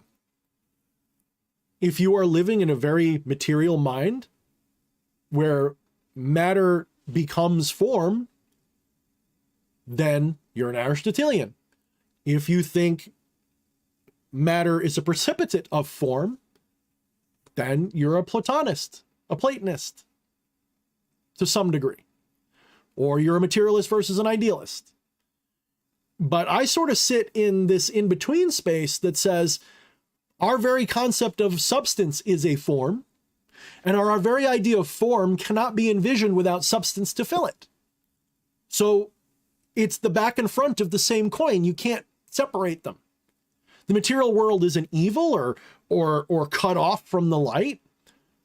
It's just a form the light's taking, if you will. And by light, I don't mean the good guy. Woo! Of course, one has to understand that in certain philosophies like Neoplatonism, again, the idea of good and evil doesn't mean the same thing it does to us in a contemporary lingo. When we say good or evil, we're talking about goody two-shoes or assholes. That's really what we're really talking about. But when a Platonist or a Neoplatonist is talking about good or evil, their idea of good isn't that it's necessarily, though usually it is, doesn't necessarily mean that it is love or kindness or compassion necessarily, although that is considered good. It doesn't necessarily mean doing nice things or happiness, or the good is what is, and the evil is the absence of the good. So evil doesn't exist. Evil's a shadow. Evil, and by shadow, we mean we don't see it. We don't realize it. It's a form of ignorance. And evil doesn't mean like, oh, evil is not what it does. What we do is a result of our ignorance. If everybody in the world recognized that they are the divine manifest and that everything around them is the same divine manifest, most sensible people would become automatically compassionate. That's one of my philosophical views on ethics and morality, is instead of codified morality and ethics, although they're important for law and culture, sure, but for the individual, rather than a codified form of morality and ethics, if you have a realization that everything is divine, you can't help but have a little compassion for people. You have compassion for rocks. My wife and I, we're like suckers for like cute little stuffed animals. Even though we know that they're not alive, they have a soul in a way. Even if it's just because we've imbued them with it, because they have cutesy little eyes and we give them a personality, we talk to each other. They're living things in our minds. We'd feel like shit if somebody hurt one of our stuffed animals. I know that's like insanity. Now, maybe it wouldn't matter as much as if you killed my dog or something, but, there's still a little bit there. Why? Are we just crazy? Well, Paul Verhoeven would have said we were crazy. Remember, he did that little video with like the lamp sitting out in the rain. I think it was a lamp. And do you feel bad for the lamp? Yes, it was a lamp. That is because you're crazy. Oh, man. So when you realize that everything is a manifestation of the divine, a certain degree of compassion it's just automatic. It's inevitable. And I got to tell you that most people don't need to be convinced of that divinity in all things to have some level of compassion. My problem is when compassion is codified. That's always a recipe for absolute disaster. That always leads to, you know, holy wars and inquisitions and purges and genocides, and always. That's the road to hell is paved with the best of intentions, you know. And codified morality, codified compassion is that paving. That is the paving stone for the road to hell, is the codification of morality. That's not to say that we can't have rules or laws. It's just that the rules and laws are for the external. For the internal, there should be none. For the internal, it should be sincere compassion. When I say should be, I mean it is. Someone who lacks sincere compassion is a rabid dog, and they are functioning in a different reality. That doesn't mean that they shouldn't exist. It just means recognize that that's why they got this issue. Like they're wired wrong from a human perspective. But a little bit of lack of compassion it's normal and natural too. You can't judge the world because it's not compassionate enough for your tastes. If you think the world isn't compassionate enough, then the only remedy is to make people realize through the Great Awakening that they are part of the divine. That's part of what I do here. Part of what I'm doing here with this channel is I prefer the darker aesthetic. I prefer to work through the darker currents and the chthonic spirits and all that stuff. I prefer that. It's more interesting. It's gritty. It's real. There's a darkness there, and I like it. Not everything can be sunshine and fucking rainbows. Not that I have a problem with sunshine and rainbows. Some days is my favorite thing, but you get what I'm saying. So that's why I kind of lean towards those forbidden fruits, those darker spirits, because to me, that's where the real door is. That's where the real exit is. You go towards the light, you just get burnt up in the sun. You got to find the, you know, the dark crawlway out. So one of my reasons for getting involved in left-hand spirituality wasn't just because it happens to vibe with me or something, is because I saw a community of people that I believed would be genuinely grateful to have a less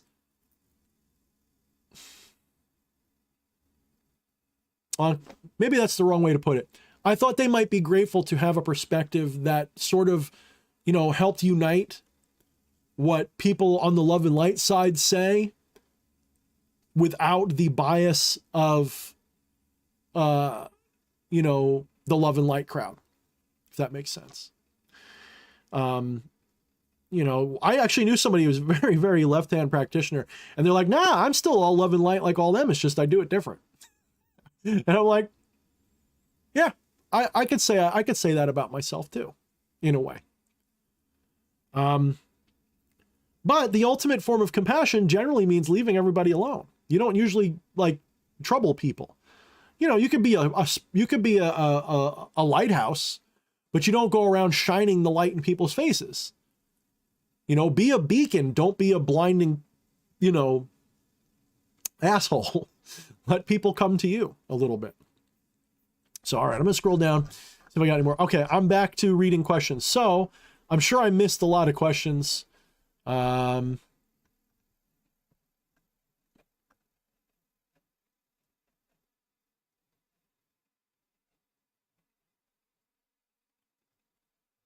Let's see.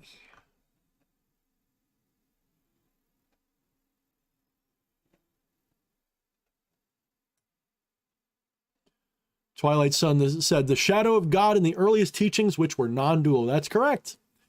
You know, my working theory is that I'm sure there's exceptions, but for the most part, any religion or spiritual tradition that you find, if you look at its origin or if you read between the lines, they're all monistic, non-dual somewhere. You know, they all spring forth out of an ultimate ground of being, which is ultimately non-dual or monist in nature. And it's the life force of the universe, the great spirit of the universe is in all things. It's literally everywhere. In fact, it's only you'll notice that the dualistic religions are the problem. If you really think about it, it's always the dualistic religions that end up being the ones that seem to lead to the most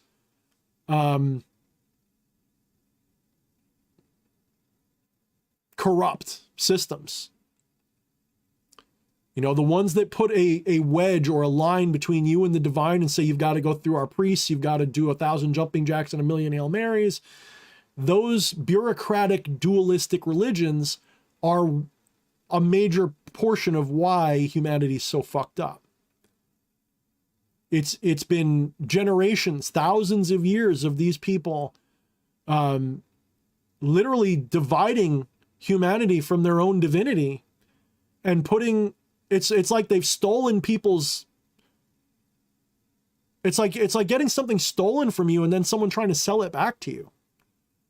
And it's you know, there's a benevolent way to do that, and then there's a shitty way to do that, and they're doing the shitty version of it. And this isn't just Christians. This isn't just a new thing. This is even pagan religions through antiquity. If you read the stories about Plato and Socrates or Socrates or however you want to say it, Socrates, whatever, Socrates. When you read the stories about them, you will see, you know, Socrates wasn't killed because he believed in the gods. It was because he didn't. Not in the way that they wanted him to. Not in the way that the society demanded. He had a different view of what they were. He didn't hate them. He didn't disrespect them, but he refused to fall in line. And so he was made to commit suicide. At least that's one telling of the story. I'm sure there's more nuance to it than that. It took a while. You know, this woke energy, it's the same thing. Like, that's why I make fun of the woke. They're basically the pearl clutching puritanical people from the last couple generations. It's just they're offended about other stuff now. Instead of being pearl clutching about people listening to heavy metal, they're pearl clutching because, I don't know, whatever cockamamie thing is pissing everybody off these days. And trust me, the same snowflake energy still exists on the other side. It's just the things that offend them are a little bit like, you know, I guess passé now, like nobody cares as much. Like most people just kind of ignore it, even them. So,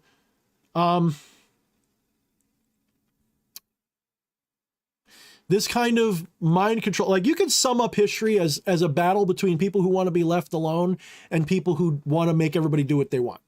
Like it's literally a bunch of people who are just trying to live their lives and live their best life and not bother people, or if they bother people, it's their family or whatever.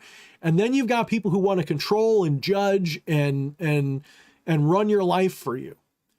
And it's really those two groups. It's everything. You can break all of society down between those two groups.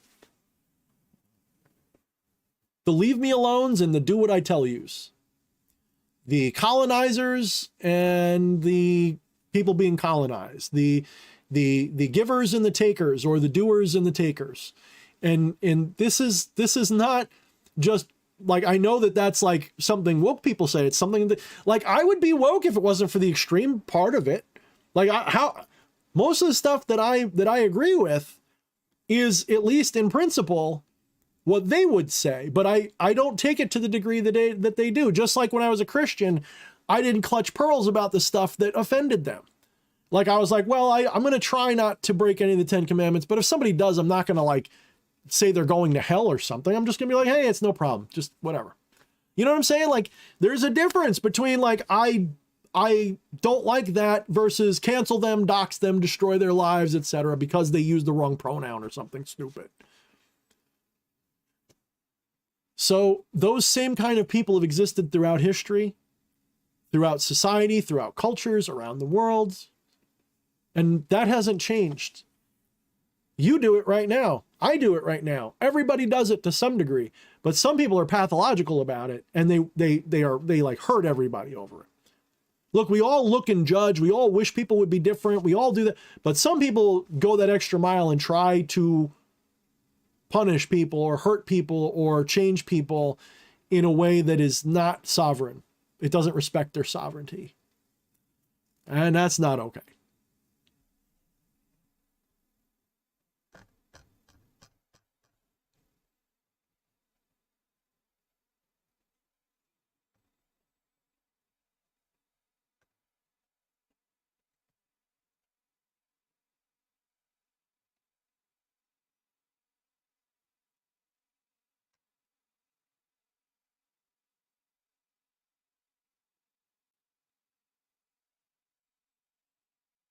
Okay, people are talking about circumcision in the chat. That's very interesting.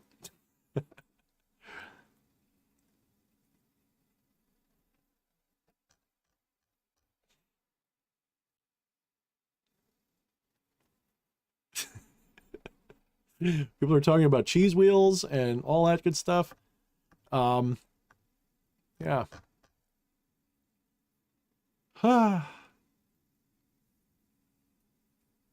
Not AP made a good observation. What is the difference between radical Abrahamic religious people versus radical woke people? Both seem equally intolerant to me. Yeah. And not everybody, look, my thing isn't like, you must be tolerant. I am not like super intolerant of intolerance either. It's,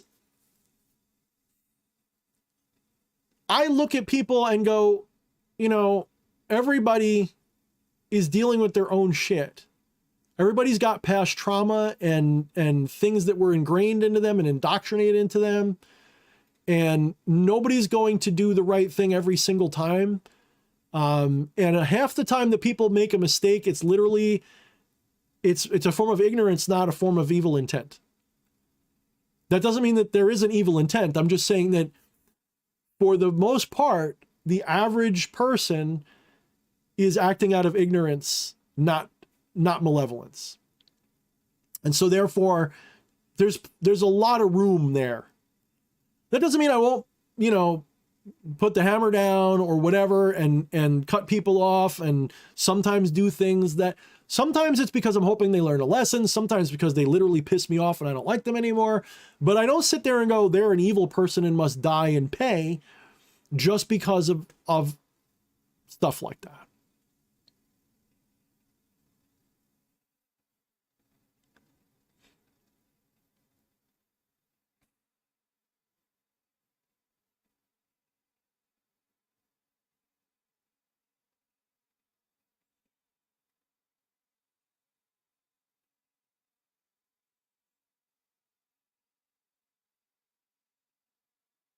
Thank you, Jordan. I'm not sure if you're asking me or telling me. It sounds like you're telling me. Yeah, I appreciate that. Thank you. Yeah, a Maimon, like, so a Maimon, Amun Ra, I mean, whatever you want to call it, you know, these are all, you know, a Maimon. But yeah, thank you. That's really good. Hecka, what did Osho say? I'm not sure, not familiar. I probably should be, but I'm not.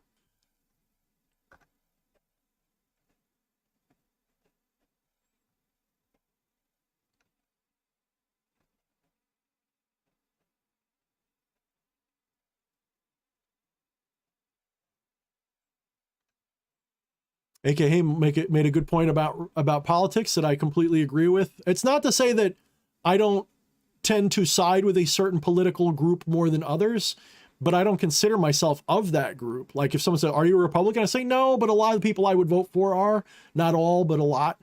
I don't believe in being affiliated with a party, and for me, politicians or political figures, they are PR people for movements and organizations. So when someone's like, "I hate Trump," I'm like, that's fine, but just to put this in perspective, do you hate Trump or his policies?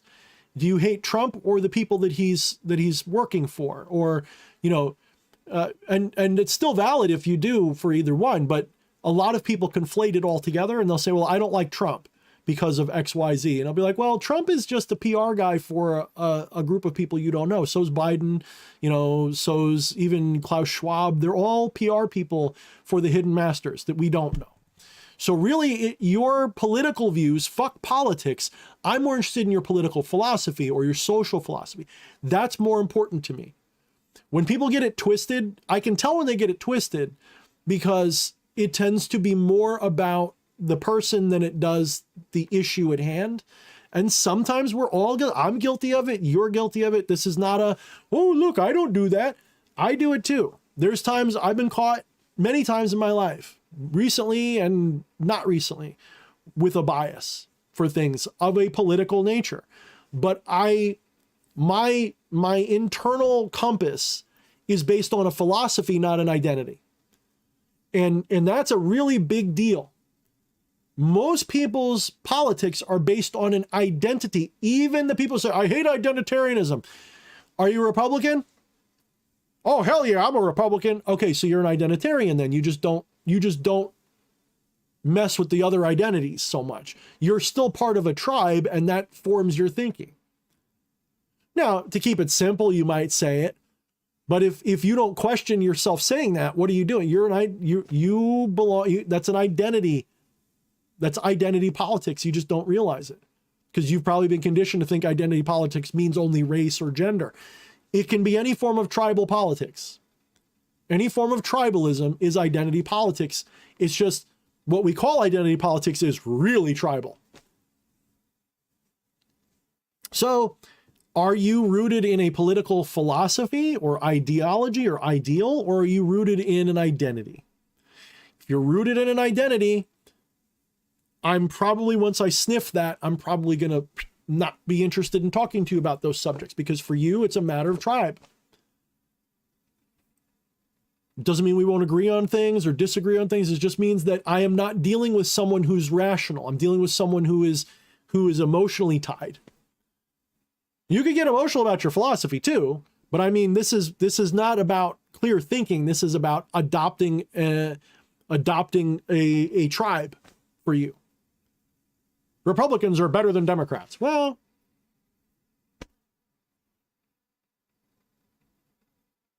because they're Republican? No. Because they're Democrat? No. That's not what it is. It has nothing to do with the tribe. And I can usually tell where people's political philosophy originates. If you have a different ideal, we're probably not going to agree on something. And if that ideal is really at odds with my ideal, we're probably going to be at deep odds with each other. Someone who is really fixated on human rights and freedom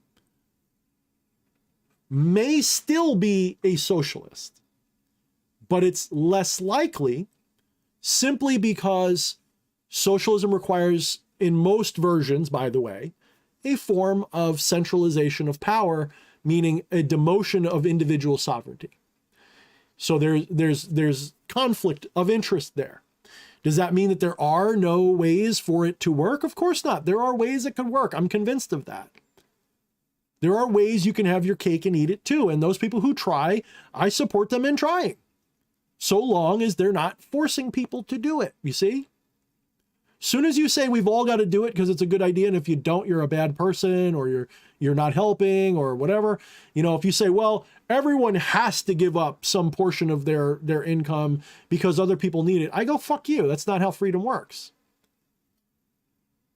If everyone was spiritually evolved, we wouldn't need to force that. Does that mean you couldn't figure out a way to help those needy people without it? No, you could probably figure out a way to do it that doesn't require forcing everybody. But see, that's where we're bickering about the solution.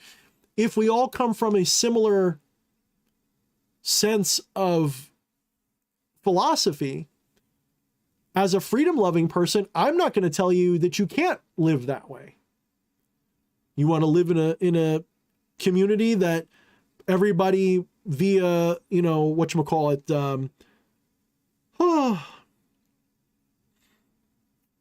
voluntarily wants to contribute to a community fund, and that's how they do it. I think that's great. But if somebody doesn't want to, how do you deal with that person? How do you deal with the person who doesn't want to be charitable? Well, if you make a law against that, or a law that requires a certain amount of charity, that's not charity, that's redistribution, that's theft. It's a form of theft. This is why one of the big things that all Soviet systems tries to do is get rid of all forms of personal property ownership. This way you can't say that's mine. How dare you take it from me?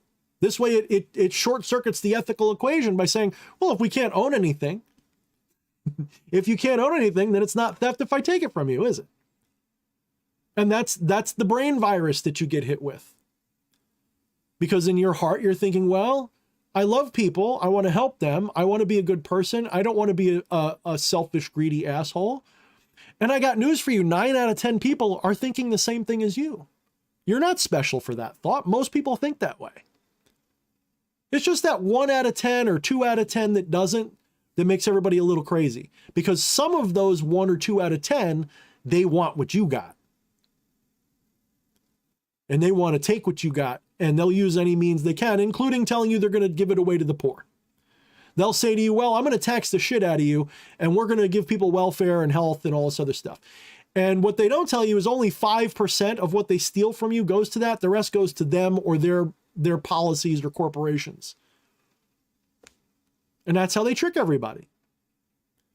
Is this politics? Well, I'm not talking about Democrats, Republicans. I'm talking about the philosophy behind it. It has nothing. So what people get pissed off about with politics is the identity of it. People don't get mad about the philosophy part. Not as mad. Some people, when they hear what I'm saying, might get mad because they're thinking, he sounds like a maggot or a blah, blah, blah, blah, blah. But there's people on the right that would hear me and go, oh, he sounds like a goddamn woke liberal. You can't please everybody. You're never going to. No tribe is better than the other.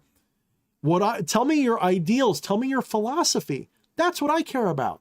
I don't care about cults of personality, although I shouldn't say I've never cared about it or I've never got swept up in it. Of course I have. But that's not where my soul is anchored. My soul is anchored to a philosophy.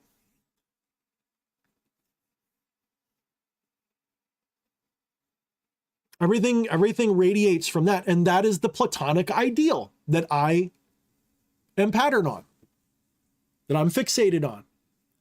The Platonic ideal of freedom, human rights, equality, compassion for all things. Those are the Platonic ideals that are nearest, the most influential, that I am most.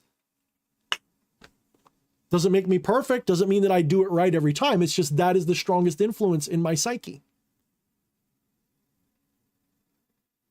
Other people, it's different. Other people, they might have a more busybody attitude, or they might have a more save the world mentality.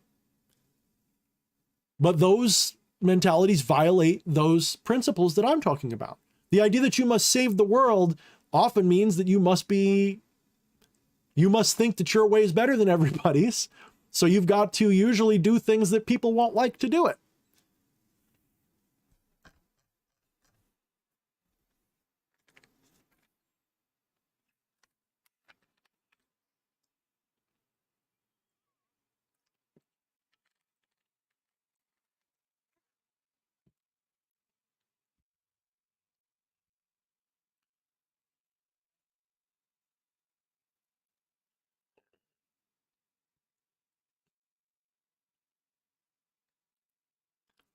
Wyatt says, I hate to need to bring this up with you, but just in case you haven't heard, I feel as though you should know.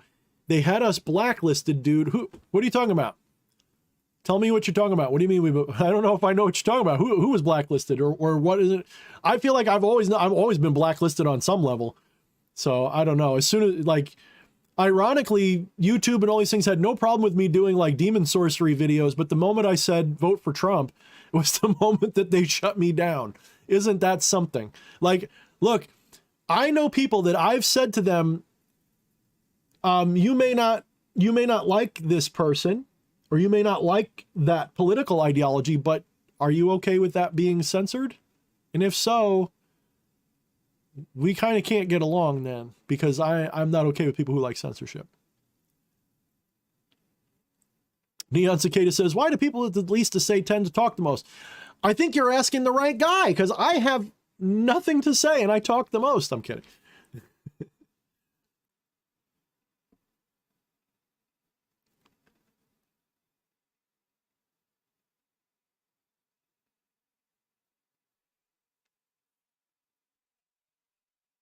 NotApp says YouTube has many in this chat blacklisted. Probably.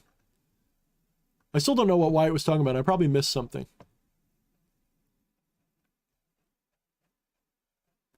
Wyatt also says I'm on the boo socialist team. I am on the I would rather not, but I don't want to stop you from doing it so long as it's voluntary team. Like in my ideal society, if people wanted to get together and live in a socialist commune, I want them to try. I want them to succeed. I got like, is my family not a kind of socialist system? You know, what's wrong with making it bigger? You know, it's just when you force it that I get a little bit pissy about it.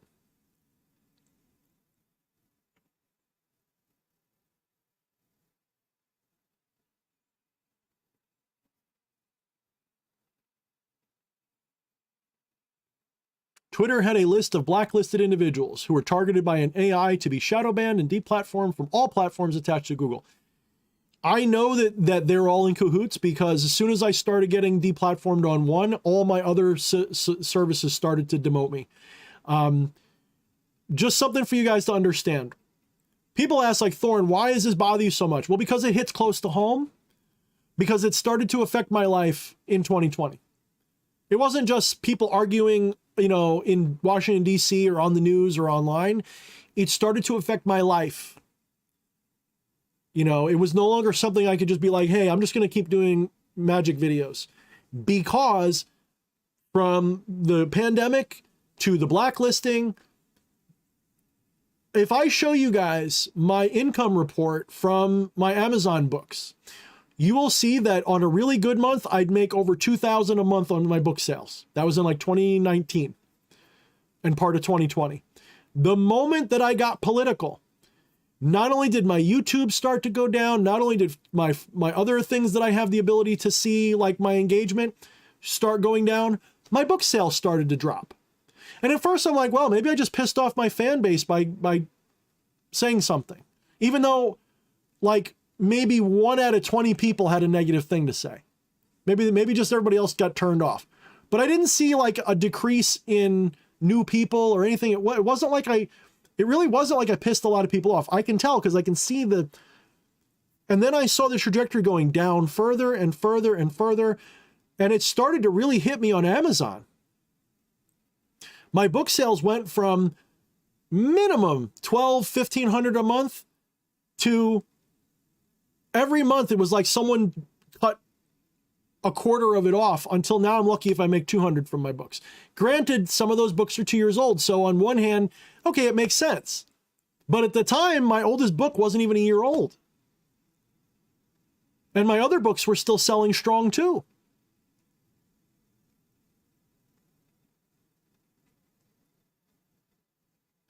Twilight says him and the nerd. Oh man.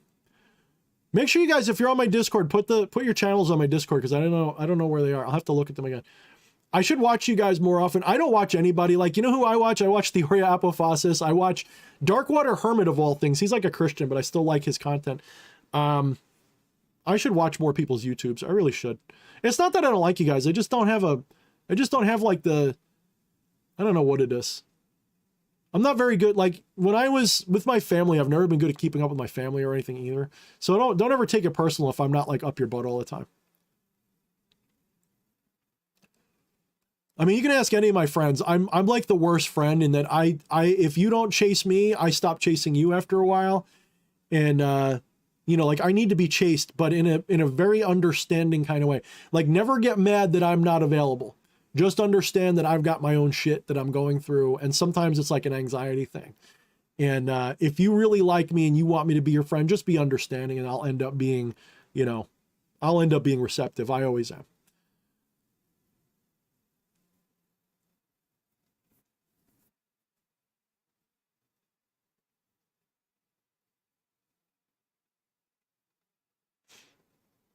Thank you, Gar.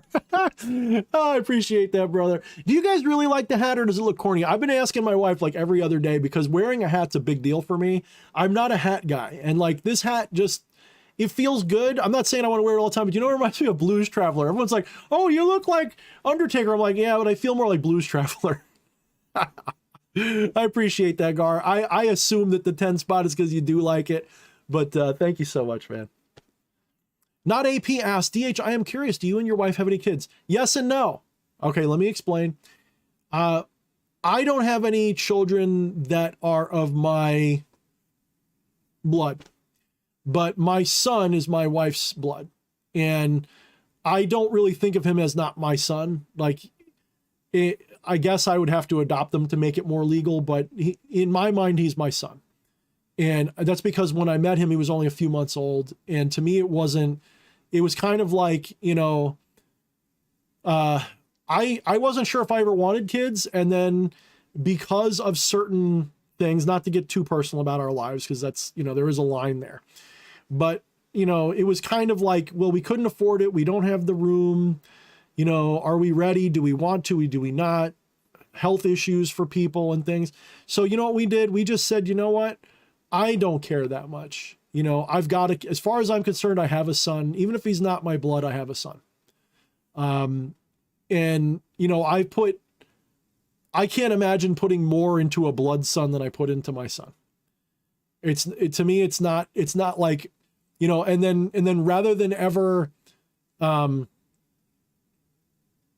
reset the clock, on becoming an adult and growing up and having an empty nest, yeah, there's times I think my wife wouldn't mind having another kid around. That's totally understandable, but I'm in my 40s. She's in her late 30s. I know it's not too late to have more kids, but I mean, I guess if it happens, it happens, but I'm actually good. And I've sort of made a sort of like, I've promised myself I wouldn't.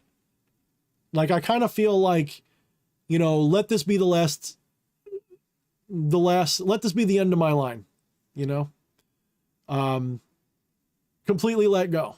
Just completely let go. Let go of that, the need to procreate, the need to continue the line. Let that go. Let it be the end. Let it stop here. And let my spiritual progeny go on. Let my influence of my son and you guys and my work, let that be how I live on. Let my physicality go and just let my spirit go into the world through this stuff. That's kind of how I have not just rationalized it, come to accept and appreciate it. Instead of being hung up on having a kid or not having a kid or any of that crap, just let it go.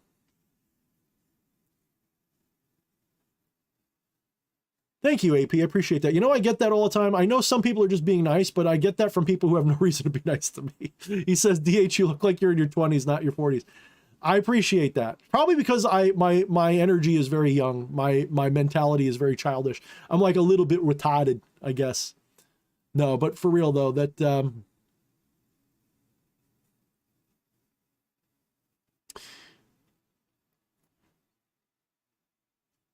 I often joke it's like a vampire thing.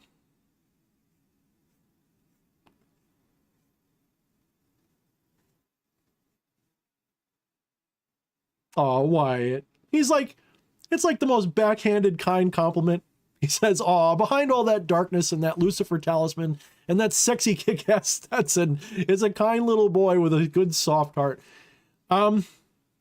Yeah, that's why I get the hot wife. Because I am the bad boy that they don't have to work very hard to change. Thank you, Hecka. He says, your spiritual progeny shall go forth. Go, my children.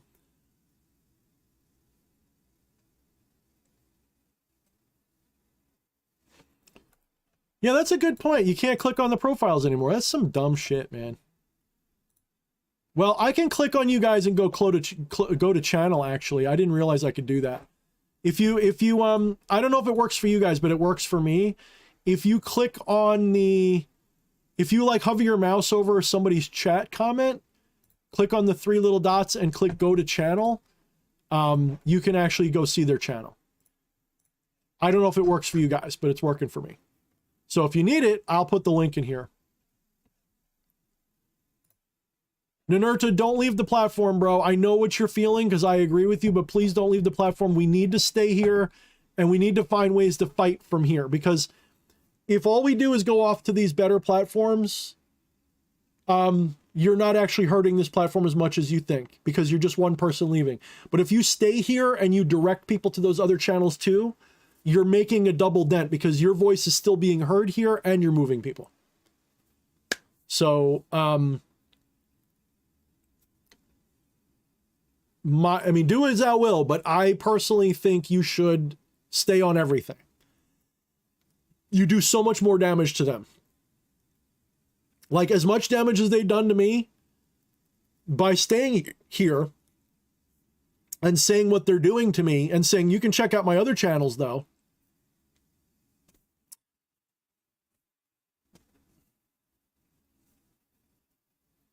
It's kind of like when I used to play EverQuest, and my favorite class to play was a Shadow Knight.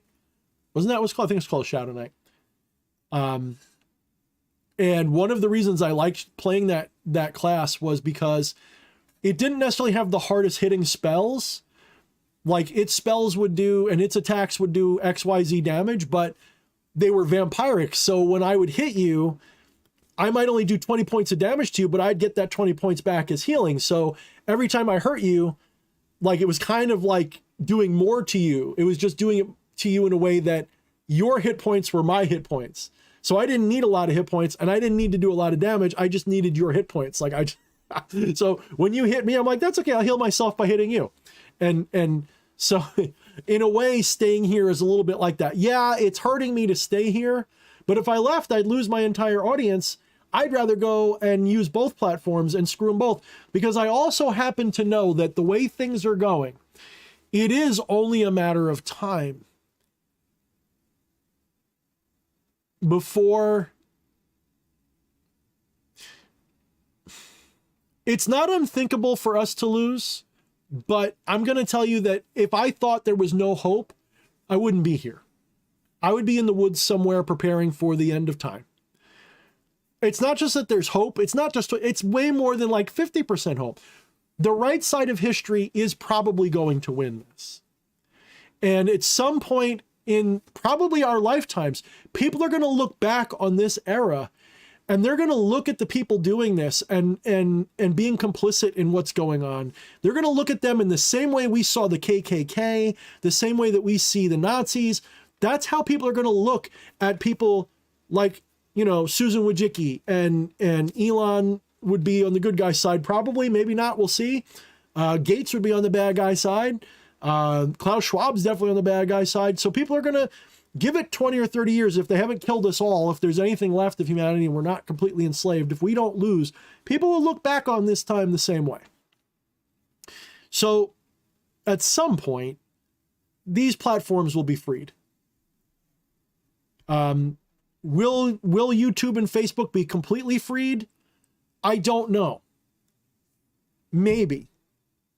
It might take a miracle at this point. It would definitely take a complete overhaul of our system from the top down.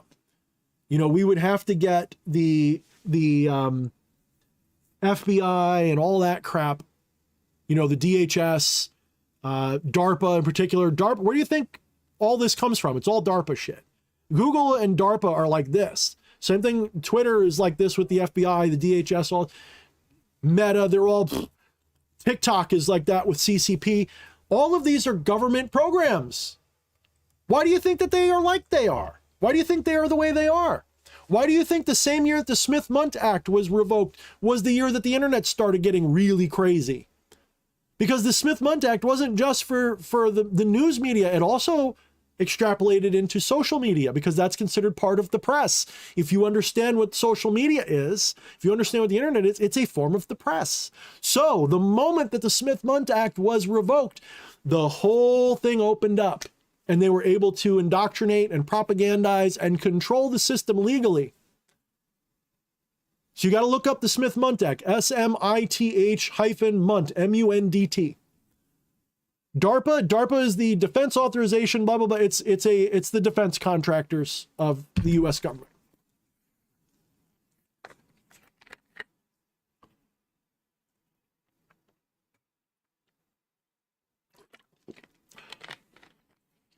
I agree. Why I wouldn't use Facebook or Twitter or this at all if I didn't have to. I wouldn't be here. I happen to like YouTube, even with the shit that's going on. YouTube is still my favorite website. I watch way too much YouTube. I watch YouTube videos all day long.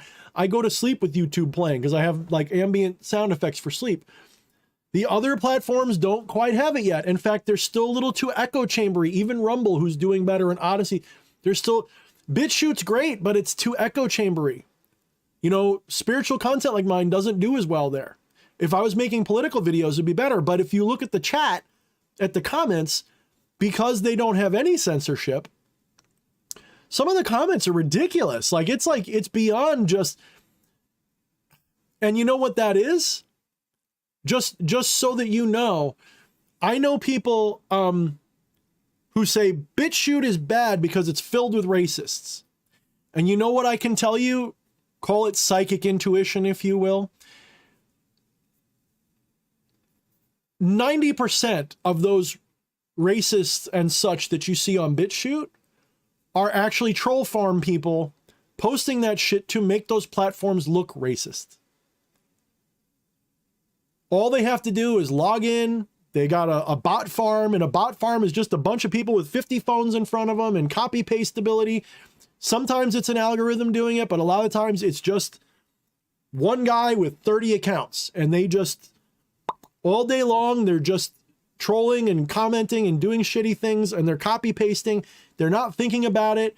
It's literally like an automated process. Like when I worked in a call center and you got a call and that's what it is. And it costs them very little to do. We know they do this. Anybody who's got even a little bit of brains in their head knows that they do this because it's easy to do. You do it. How many of you guys have 2 or 3 accounts? How many of you guys have 2 or 3 accounts that you use? Like you get blocked on one or banned on one, you got another one you can use. Well, if you're willing to do it, imagine, a bot farm guy, an employee sitting there with 100 accounts that they cycle through all day.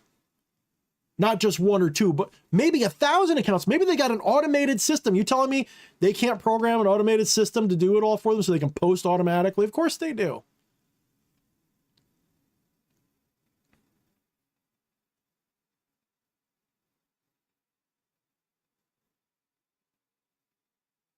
So it's really easy. Even without programming knowledge, it's really easy because we knew about this a decade or more ago. I remember it came out, I think it was World of Warcraft or one of them, some MMO. I'm pretty sure it was World of Warcraft, but you guys can correct me if I'm wrong.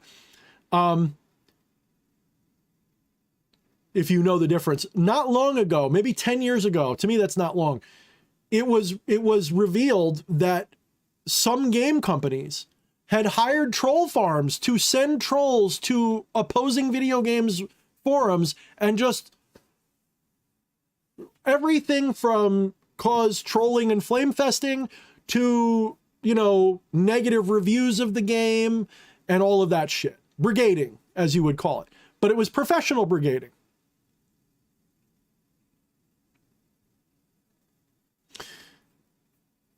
So,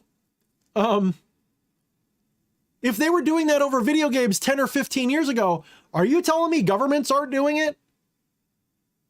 Is a government not way more shady and insidious and shitty than a fucking video game company? Isn't there so much more on the line when it comes to politics and governments than fucking video games? And if a video game company is willing to get caught and troll and have, you're telling me a government isn't? Come on.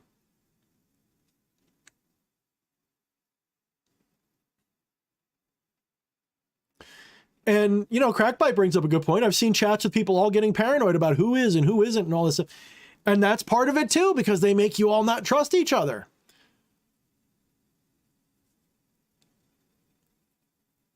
Not all bots are like AI bots. Some of them are just shills. They're just people that are being paid to do things. Maybe I'm just different because I'm young enough to remember being a telemarketer. When I was a telemarketer, being a telemarketer is like being a bot. You'd have a phone and it would auto dial for you half the time. You didn't have to type the numbers in. You just pick it up and hello, dickhead, I want to sell you some shit. And most of the people say no. And nowadays, like I was a telemarketer like 30, 40 years ago, by the way, not 30 years ago-ish, like 35. This is before they had the shit. Now it's all auto dialers. Like there's not even a real person there. If they can have, listen to me, and please listen and understand. For those of you who are doubting what I'm saying to you about the trolls, which hopefully is nobody, but in case you're here and you doubt what I'm saying, have you never gotten a robocall? If they've got robocalls, you telling me they don't have fucking online troll and troll farms? And they don't have bots and all this shit? Not just a few, but a fucking lot with the budgets they got? Come on. In fact, one of the things that they proved when they said that Russia was interfering with our elections in 2016, they found Russia had spent something like 40 grand on a troll farm posting memes. That's all they could really prove.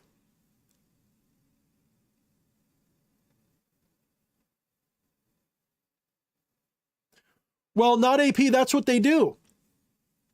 You see, not AP says, I don't know, DH, a lot of people blame Russian bots for the Trump election, but I don't think that half people commenting support of him were bots. Some could have been, but so here's the deal.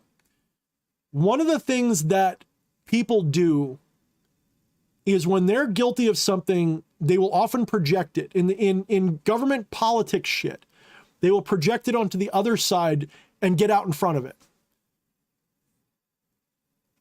Absolutely, there were Russian bots that were pro-Trump. Absolutely. There was also Russian bots that weren't. If you look at the real study, you'll see that, yeah, there was quite a few for Hillary too. Because the goal was disruption, not getting one side or the other elected. They like the disruption. If you watch Russia Today, RT, yeah, it's Russian state propaganda, which means you shouldn't trust it. But you know what's funny?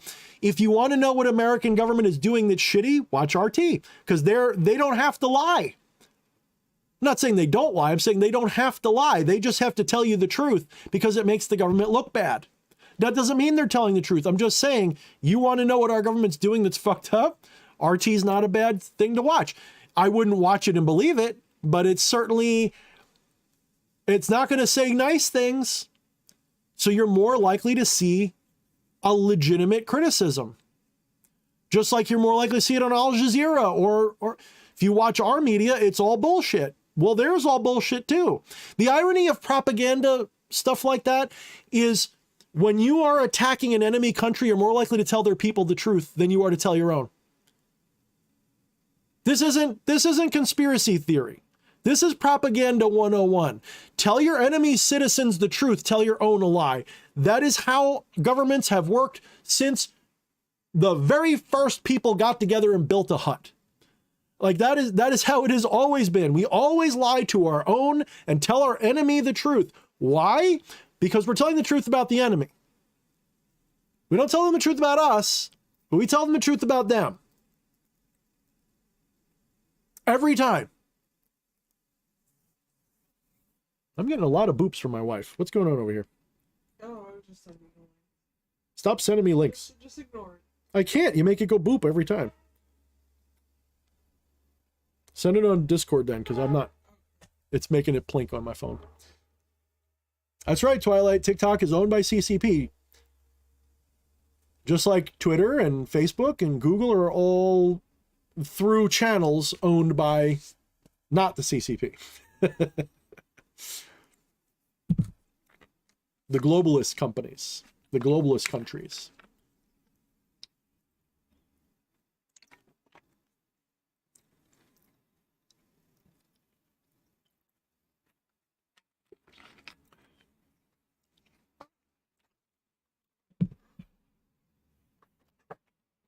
That's right, Jockster. Exactly.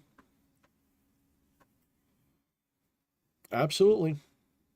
You know, and one of my favorite creators, Styx Hexenhammer, you know, he says quite often, he points out that not all propaganda is bad. Some propaganda is good. When propaganda is encouraging good things, it's still important to recognize that it's propagandistic, but propaganda by itself is just a tool. It's not good or bad. You could argue that everything I'm doing today is propaganda. Oh, I remember Viacom Ninurta. Oh boy, I used to work for a Viacom company, which was Blockbuster. In fact, one of the things I just recently thought of, so it's synchronistic you brought up Viacom, was I remember very clearly working for Blockbuster and hating Viacom because they were like one of the most soulless mega corporations I ever encountered. Like they were so shitty as a company. And I was thinking today that it's almost like Viacom took over the world and that shitty fucking, you know, fake corporate feel-goody, nonsensical HR department crap just spread throughout the world. It's really gross. Really fucking gross.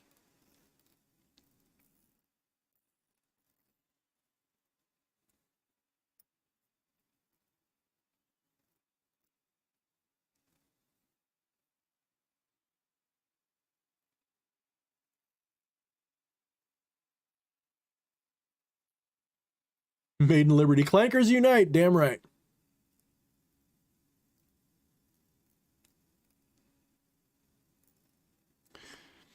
Thing says it's speculation till you have tangible proof. I will say that one of the mistakes that people make when it comes to geopolitics is treating it like physics or science. What do I mean by that? So you just said it's all speculation till you have tangible proof. Let me give you guys an analogy like I gave before. In the realm of science, in the realm of metaphysics and philosophy,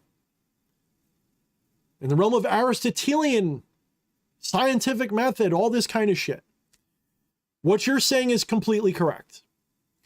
It's all speculation till you have some kind of tangible proof, and thus you know. When it comes to the actions of an enemy, if you wait for proof, you're dead. As someone who's trained martial arts, taught martial arts, has fought people, I can tell you that if I wait to see the punch materialize, I'm done. You don't wait for the proof. When you detect or suspect, you have to start acting on it. Because we're not talking about honest people here. We're talking about disingenuous bad actors that don't have your best interest at heart. It is in their interest for you not to know. So do you wait till you have absolute smoking gun proof before you arrest somebody for murder? No. You need to have a reasonable degree of suspicion. Then you arrest somebody and you go through the process, and then you potentially, indict them and all that shit. You don't need solid proof they did it before you act on it. And geopolitics is the same way. If you require a smoking gun proof before you believe your government is out to fuck you, I don't know a nice way to say this, but you're not doing yourself any favors. And I'm not saying that's you, by the way. I hope I'm not, unless that is what you think. I'm just saying, just as a general perspective for anybody who might be listening who thinks that way. If you are so like citation needed type of person, look, I grew up in a bad part of town a good portion of my childhood. You don't wait till you have proof.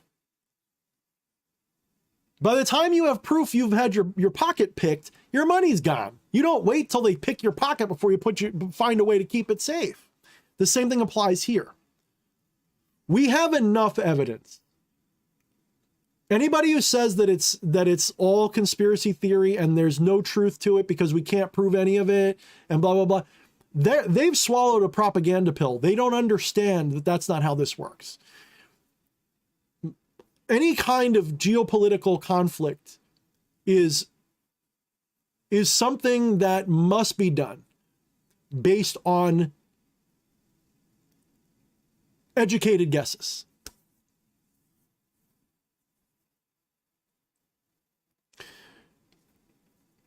So, just like I come from a political philosophy of freedom and human rights over most other things, if not everything else, I also come from a position of distrust. So I do not trust authority.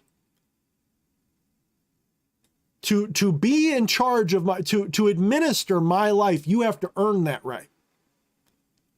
You have to earn the right to tell me something to do with my life. And that you don't earn that right just by succeeding or being the boss. So I am very loyal to a good leader, but there's not a lot of them.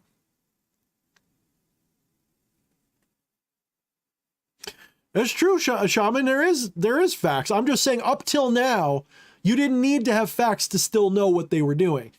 It's nice that we have the facts now, but a lot of us figured it out 10 or 12 or 15 or 20 or 30 or 40 years ago. We didn't need to have proof yet. We were skeptical. So you must be skeptical of authority. I wish I could, especially if you like this guy. If you like this guy and you're not skeptical of all authority, there's something wrong with your brain.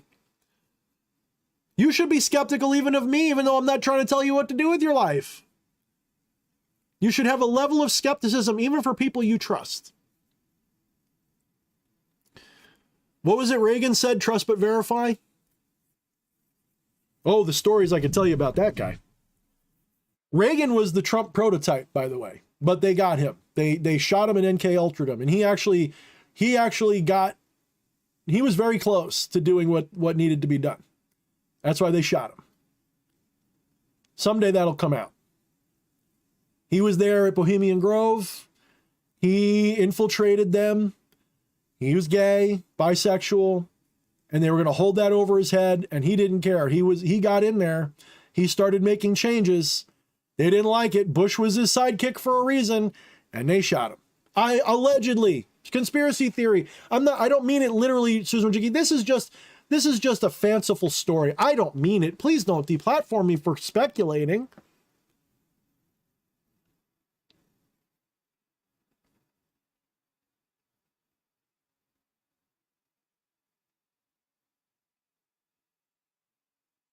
Maiden of Liberty said it right. Eternal vigilance is the price of liberty. That's right. No one is above suspicion, not even yourself. The paranoid delusion is not a delusion. It is absolutely a delusion to not be paranoid. No, but you're right. It's true. We cheat on ourselves. You can't even trust yourself. Yeah, Twilight, the whole thing about conspiracy theories being a CIA thing, that's actually re-entered the collective conscious recently. I knew that a long time ago, but people have been posting it a lot lately because it's pretty much proven now.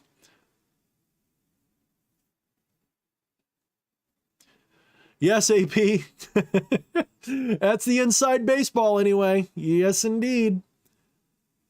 Not all gay. He was a little bi. Is there proof of it? No, but there's murmurings, and when you don't trust authority and those authorities are telling you certain things and other people, you at least suspect, but also we know he was at Bohemian Grove.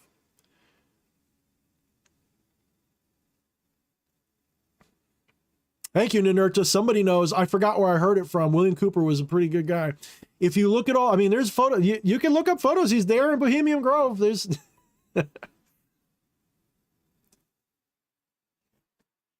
Yeah, Tropa. So what the theory goes, and I think it's probably pretty accurate. He got in as president, like he was going to do what they want.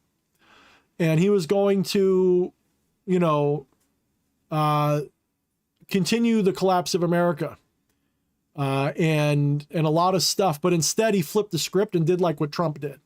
And he did a lot of America First type things, a lot of things that helped us. Not everything was good.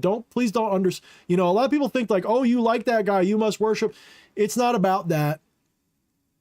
Like I put a thing on Twitter recently, when you vote for somebody, it's not a Valentine. You're not in love with them. You're not pledging loyalty to them forever. You're just, it's a strategic move, like a chess move. So you vote for them because they're going to do the thing that you want them to do, not because you agree with everything about them. So Reagan, Hecka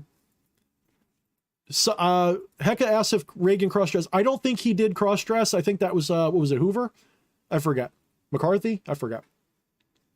I don't think it was Reagan. But he was absolutely, according to my sources, according to my sources, allegedly, he was of the bi persuasion, which is nothing wrong with that, except it was the 70s and 80s and 50s and 60s. In that era, being gay or bi was not something charming or good or even forgivable. It wasn't until the 90s that it started to become a little bit okay, and it wasn't until the 2000s that it really became normalized, and now here we are. Hoover allegedly. Okay, my wife said Hoover allegedly was a cross-dresser, yeah. So he got in as president, he started undermining their plans, and he didn't stop. So they took a crazy guy, gave him a .22 pistol, shot him in the gut as a message. They figured if he died, then good, Bush would take over. And if he didn't, that's fine. We're going to fuck his brain up while he's in the hospital. That's what they did. He was shot in the gut, and when he came out, he was broken. He was never the same again. I forget how many months he was in the hospital for. He spent several months completely out of the public eye. There was no video of him, no interviews, no anything. It was like a blackout. They just knew he was alive. And next thing you know, he comes back out and he's basically demented in the head. Barely able to function when he actually went for when he was inaugurated the second time.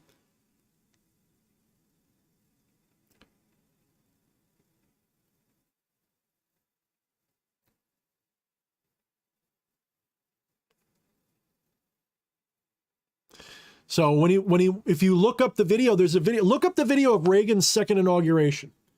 He's sitting there fumbling around, can barely say the right thing. And one of his handlers comes up and rudely makes him stop.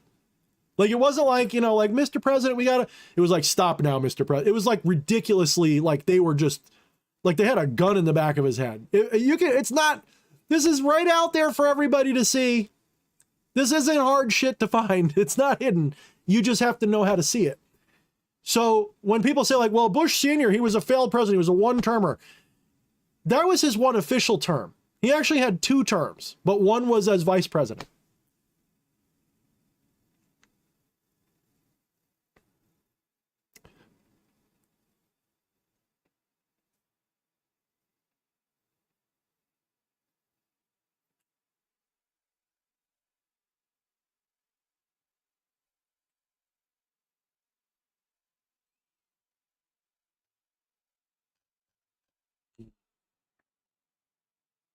Yeah, Twilight Sun Shaman knows it again. None of those marriages are real. Very few of them are real anyway. Like, people are like, oh, Trump and what's her name? Melania. Look, I don't want to say for sure, but I suspect that that's a marriage of image more than anything.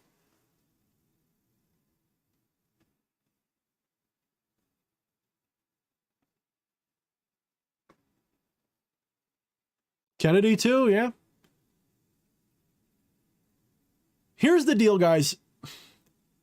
I would actually consider it irresponsible of our leaders to be completely straightforward with us. I know that sounds weird coming from a guy who's pissed off at a corrupt system, but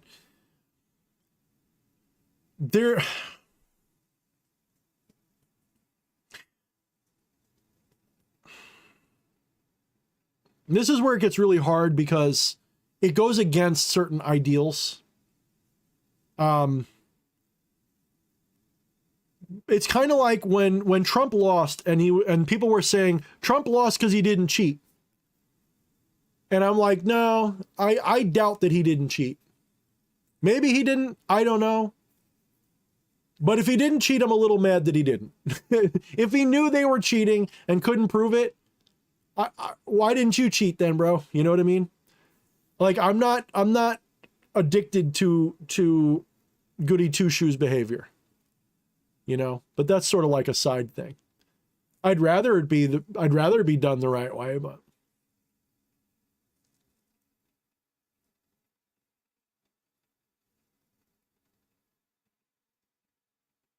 that's right, Maiden. It is the name of the game for them not to be truthful. I don't expect truth. I just expect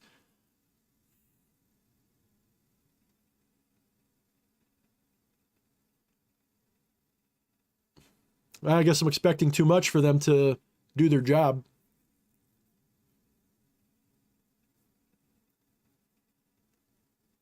I mean,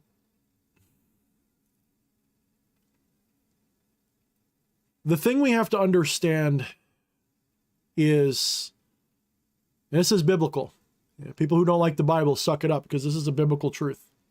One thing the Bible does get right. When they're talking about how God was going to have Israel not have a God, not have a king. And they demanded that God give them a king.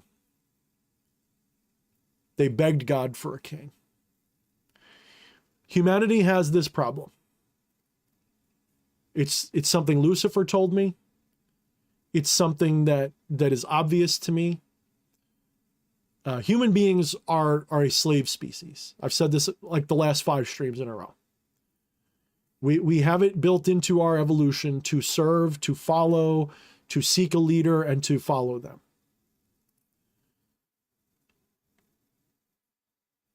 So human beings want to be ruled. Just by default, humans want to be ruled. Not every single human, but even the ones that want to be free, like me, there's still a part of us that's like, can I just hire somebody to do the job of leading? So I can lead my own life in peace? You know what I mean? Can I delegate leadership to somebody else? The thing is, we don't need rulers. What we need is administration. There's a completely different, that's like worship versus venerate. I don't want rulers. I want administrators. I want executors. I want representatives. I don't want rulers. That's the whole point of the American system, the way it was set up. Wasn't so that we had rulers telling us what to do or controlling our society. It was so that we could elect people, to delegate people to do the administration and the executorial process. And the representation process. That's why we had them. And because the founders realized that that was, like all systems, are corruptible, they tried to set up checks and balances and a system where the people were the ultimate arbiter. However, the enemy of free humanity has figured out the Achilles heel of the United States. They exploited it over the last 200 years. You think it's recent? It's not. It started over 100 years ago. Probably the biggest, let's see if I can point out the biggest things. The Civil War was huge, obviously. 1913, the Jekyll Island situation where we got the Federal Reserve. Obviously the Depression. World War II.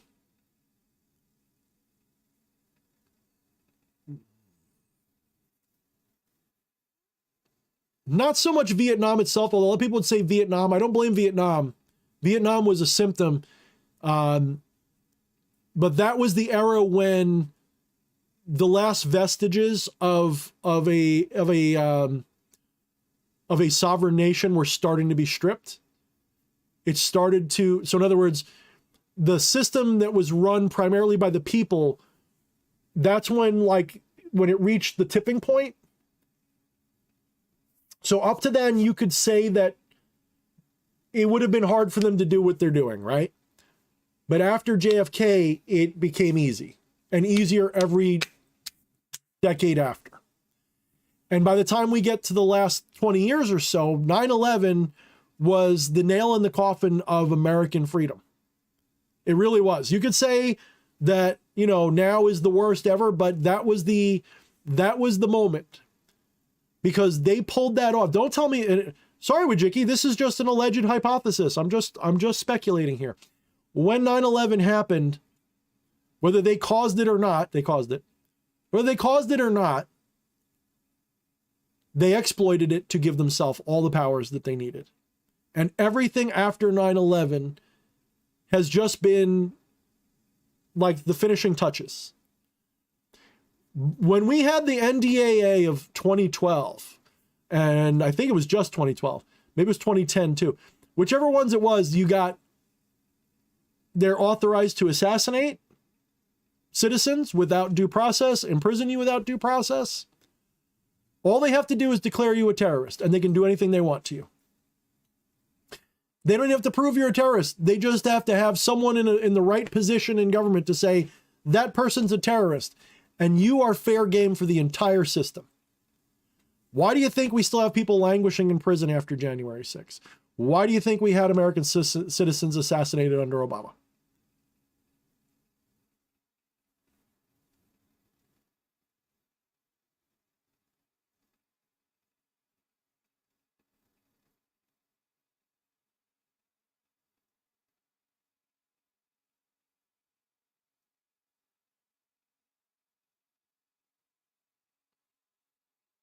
I see people talking about like following versus leading. And I want to be clear. It's not that it's wrong to be a follower or anything. It's just a statement of fact. Like if people go, man, humans suck, we're all followers. That's the wrong attitude. Just realize that that's how it's working. If you realize that that's how it's working, you can potentially adapt yourself. Nobody's a pure leader and nobody's a pure follower. We all have a little bit of everything in us. We are pack animals, guys.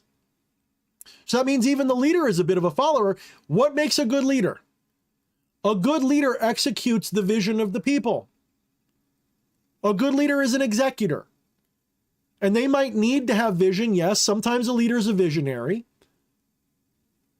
The roles can be mixed. But a good leader, it's not necessarily that they have vision. It's that they are capable of executing the vision.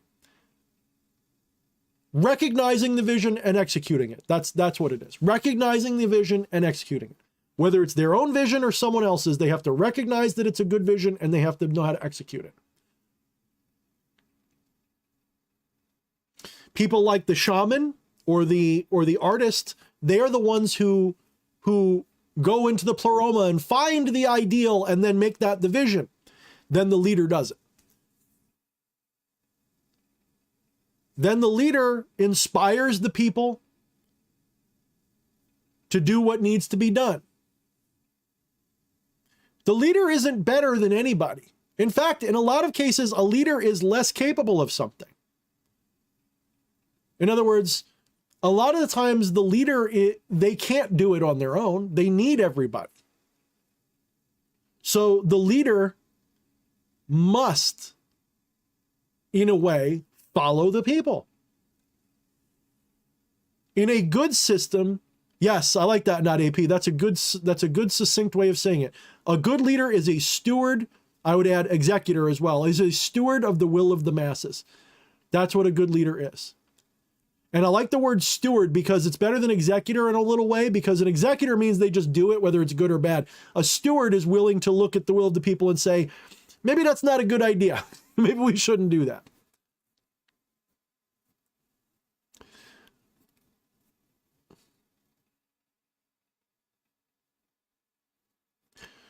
Yeah, Wyatt, not just Alex Jones, but also David Icke and ironically, Klaus Schwab and Soros.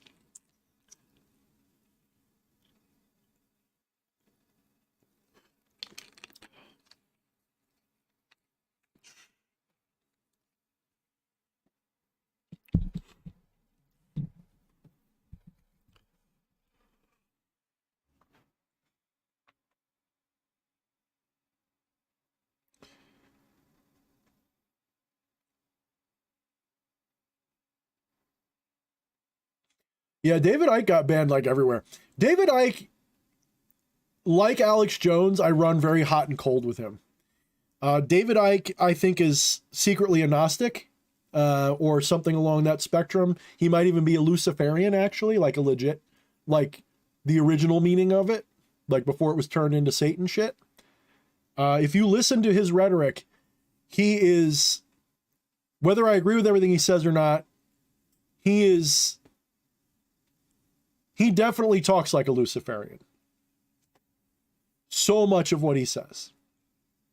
Do I think he's right or wrong about everything? No. In fact, his eyes get crazier all the time I see him, but I understand with what he believes he knows, and maybe he's right. With what he thinks, if I think what he seems to think, I'd be completely crazy too. I would be totally unable to relate to the world. I mean, the man for decades has literally made the case for the movie They Live being real, not just a metaphor. And whether he is right or not, oh, is he a theosophist? Heck, okay, that's possible too. I don't know, maybe. He's definitely new agey. Like that's not in doubt. It's just a question of what he really is. That's a good question.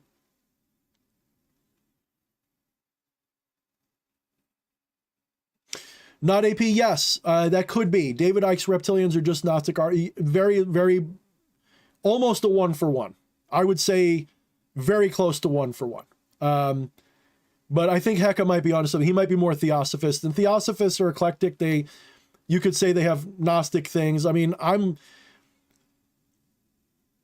Theosophy is a twisted thing. I don't like theosophy, but there's parts of theosophy that I appreciate, the eclecticism, all that. That's always really cool, but they go a little too crazy. I'm not really into theosophy. David Icke is Ashtar Command. What the hell is that? Is that some alien shit, some Pleiadian stuff? Is he a Pleiadian? Or whatever? Good night, Leo. Good to see you. He says, I'm heading out of here. Take care of everyone. Infernal blessings for your new year. Hail Lucifer, hail Satan, hail Abaddon. Good morning, good night, and have a good new year. He does talk about archons. Okay. Thank you, Twilight. I mean, I would call myself a Gnostic if not in the dualistic sense. I mean, I don't think Earth is evil, like in the sense that it's evil, like it's bad evil. I don't think that being a material being is like you're trapped here. I don't hate the earth. I don't hate being mortal or any of that. Like that version of Gnosticism, I'm not down with. The version of Gnosticism that, you know, I appreciate is more of a non-dual perspective of it. And, you know, more like just actual, you know, Plotinus, Neoplatonism. Like I'm more into that. Gnosticism as a theme, though, for Luciferianism is absolutely what I work with. So you could argue that my version of Luciferianism is a Gnostic version because Gnosis is such a big, important thing. So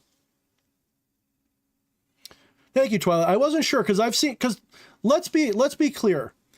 Gnosticism is a modern term that is an umbrella term applied to a whole fuck ton of different beliefs back during that age, and it wasn't just Christian. So people say like Gnosticism is a Christian thing. Gnosticism became Christian, but it wasn't originally Christian. Gnosticism goes back to Egypt and elsewhere before Jesus and all that shit. So, and the word gnosis is the most important part. So it's in the name, okay? Gnosis is the key, and gnosis is samadhi. Everything else after that is secondary. So you could call me a Gnostic because I believe that everybody, when they encounter their true self, call it samadhi, call it gnosis, whatever you want to call it, that awakening is the point. That's it. Everything else is it. Like I've said recently a lot, and like I often say, there's only 3 or 4 things you can know for absolute fact that cannot be disputed as not belief, not faith. Only 3 or 4 things I would argue for. 1, you know you exist. You can't prove you exist to others, but you know you exist. You know you exist because you know. You know what I'm saying? You have consciousness. That's number 2. So you exist, you are conscious, you're having experiences. Those 3 things. And the 4th thing, you don't know anything else for sure. Everything else is a form of belief or faith or assumption. I exist, I am conscious of that existence, and I am aware of what I'm conscious of. This. That's the Holy Trinity. Wake up. It's right there in every religion, in every tradition. It's the same 3 things personified. Salt, sulfur, mercury, the Trimurti, God the Father, Son, Holy Ghost, the monad, the nous, and the psyche or soul. This is the same fucking thing. It's the 3 things that we can prove. And then the 4th thing is ignorance, the nothing, the ignorance, the void, unconsciousness, that which we are not conscious of.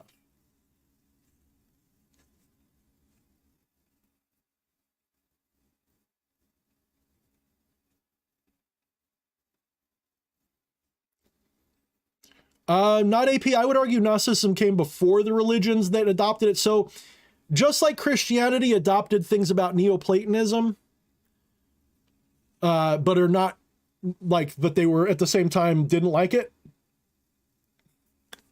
So if you want to learn about Neoplatonism, sometimes you got to go to Christians because they have more of Neoplatonic stuff on record than most other groups do. And a lot of the times you can read them adopting Neoplatonic ideas, but at the same time refuting it. It's a really weird kind of give and take between Christianity and Neoplatonism. And Kabbalah, same thing. Kabbalah is clearly influenced by, if not just their version of Neoplatonic thought. The Gnostics and Neoplatonists were going at it together because they're all Platonic. They're all from a Platonic origin. So they're all going, Plato existed long before these people.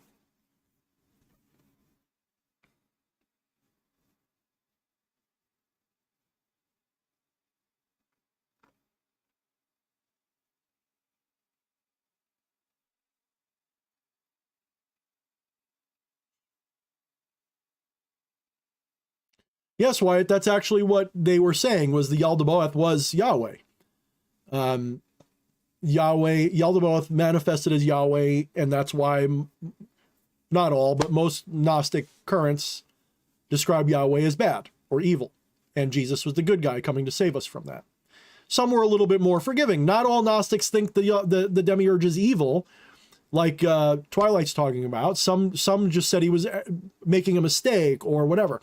Remember, the Platonic idea of good and evil isn't what we think of in this Disneyfied world, where good is you walk little old ladies across the street and evil is you kick them in the shin. Good and evil to a philosopher is something completely unlike the moralism that we work with in our mundane lives. Good, the good, what was true and what was real. The good, the real, and the existing, the true. That was good. The evil was the ignorant, the non-existent, the not real. So evil wasn't that you were a villain that hurt people. The hurting people wasn't the evil. The evil is what caused the hurt. Because if you really think about it, all philosophy is really trying to get to the first cause. What's the first cause of everything? Science says it's the Big Bang, which, if anything, that's just the material emanation. If I'm going to be like a hardcore, like dogmatic Gnostic or Neoplatonist, the Big Bang was when this current emanated cycle of reality hit the material level. And that time is the pleroma, time from the so the Big Bang, the moment of before the Big Bang, that singularity, that's the monad. Boom, it explodes. It's a period of perfect energy, just consciousness, aware, blah, blah, blah, and it just expands and just loses and becomes more diluted until you get the material world that we have now. The fact that cosmology in the modern times and the Aristotelian philosophy that we mostly work with now is almost a perfect mirror of emanationism. It just uses time instead of some spiritual dimension. Interesting, isn't it? Is that not interesting that they almost perfectly line up? Almost perfectly. What was the first thing to form in the Big Bang? The laws of nature. You mean the logos? Interesting. Interesting.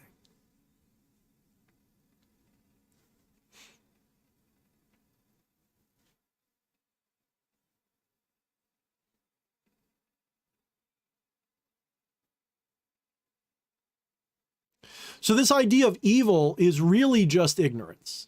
Because if you could see with the eyes of God, with the eyes of the monad, with the eyes of the absolute, if you could see with the eyes of Brahma, Vishnu, and Shiva, if you could see what they see, you'd realize there's no such thing as evil, it's just harmony. And sometimes that harmony has shit you don't like in it. That's my view. I recognize that that evil, as we call it, is just our subjective perspective of those things. If we saw the higher reality, we wouldn't.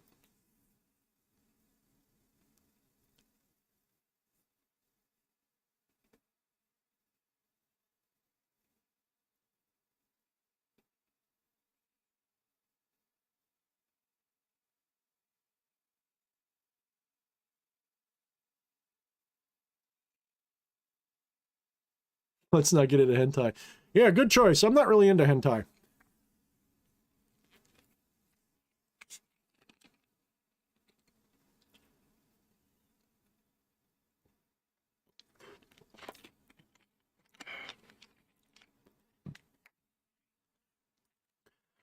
The thing about the archons is they are only a threat if you are attached to this material realm. I mean, if you are in that current, if you're in the Gnostic current, or, you know, the currents that deal with the archons, they are only a danger and a threat if you are attached to this materiality.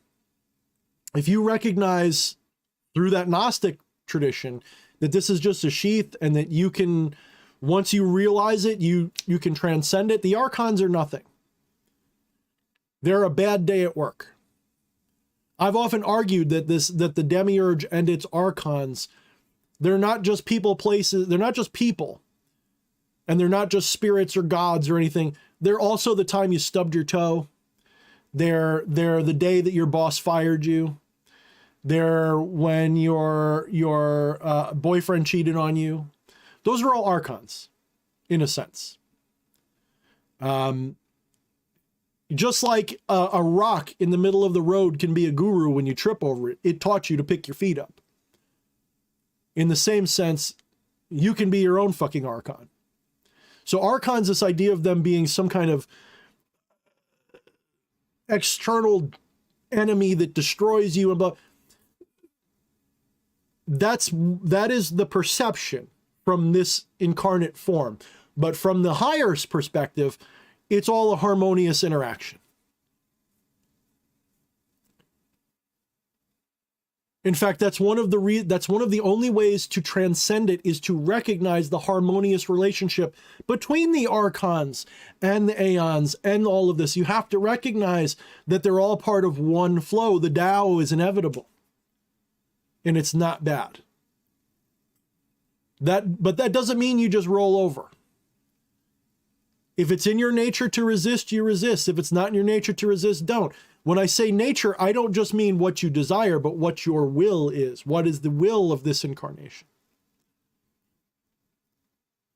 John says everybody's talking about freaking Googling hentai and how bad it was. Other people are saying, ooh, that was nice. Or do you like the tentacle porn? Are you into that? Are you into those tentacle pussies? Is that what you're into?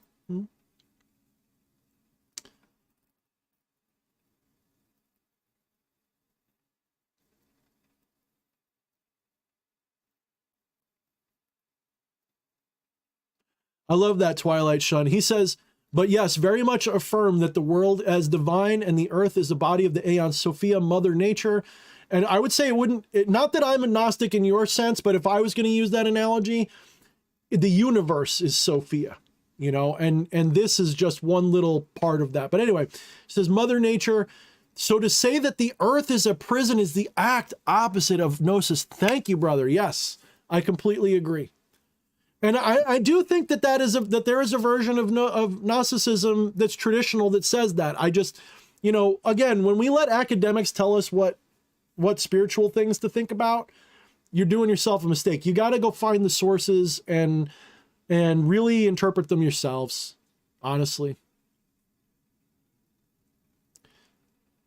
That's why, you know, I only say I'm a non-dualist because that's the simplest word to describe what I am, because non-duality is such a simple thing. Everything else is easy to orbit around that. Non-duality is the simple. Remember those 4 things I just said you can know? Well, that's number 1, 2, and 3 is non-duality. That's non-duality, those first 3 things. What were those things? You exist, you're conscious, and you're having experiences. You don't know what those experiences are?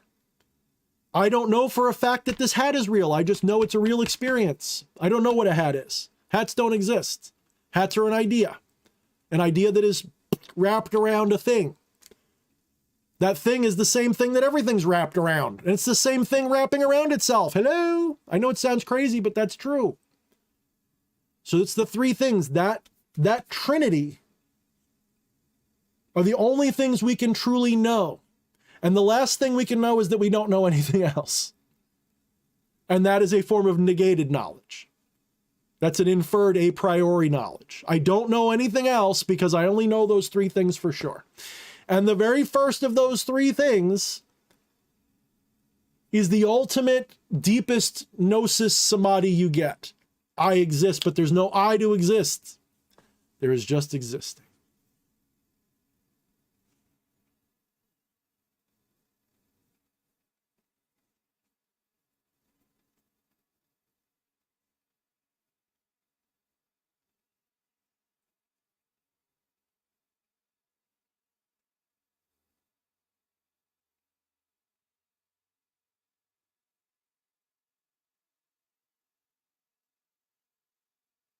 Yeah, and not only that, Shaman, talking about Gnosticism today is taken straight from the Talmud. Not only that, what we think of as Satan and Lucifer are my gnosis, whether it's right or wrong, this is what I've discovered, and there's evidence for this.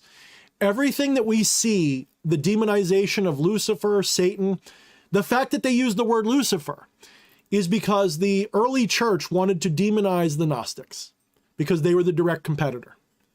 And because many Gnostic sects use the word Lucifer to describe the soul of Jesus, because Jesus is an incarnation of Lucifer, the serpent in the garden, sometimes it's Belial, sometimes it's this, sometimes it's that, sometimes it's Lucifer, but usually it's an incarnation of Lucifer in all these cases, or Sophia, or a little bit, right? Yeah, Lucifer is Sophia in some traditions.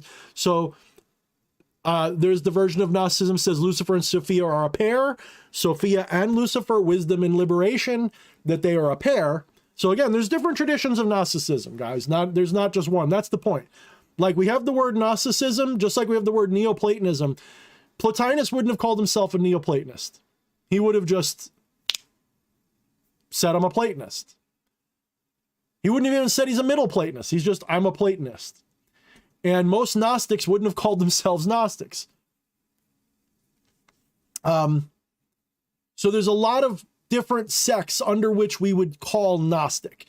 But the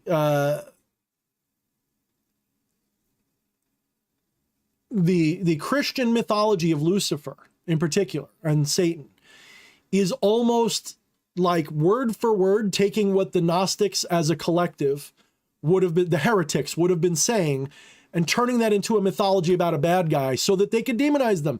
Just like when everyone says that Trump supporters are all racist. Imagine the other side wins. Imagine the globalists win and Trump is like assassinated and we all get hunted down and destroyed and all this shit. Imagine that horrible, weird nightmare that's probably not going to happen happens. Let's imagine that crazy idea happens. Do you think that you know, they're going to be calling people who were patriots a good thing? No, they're going to demonize us for generations.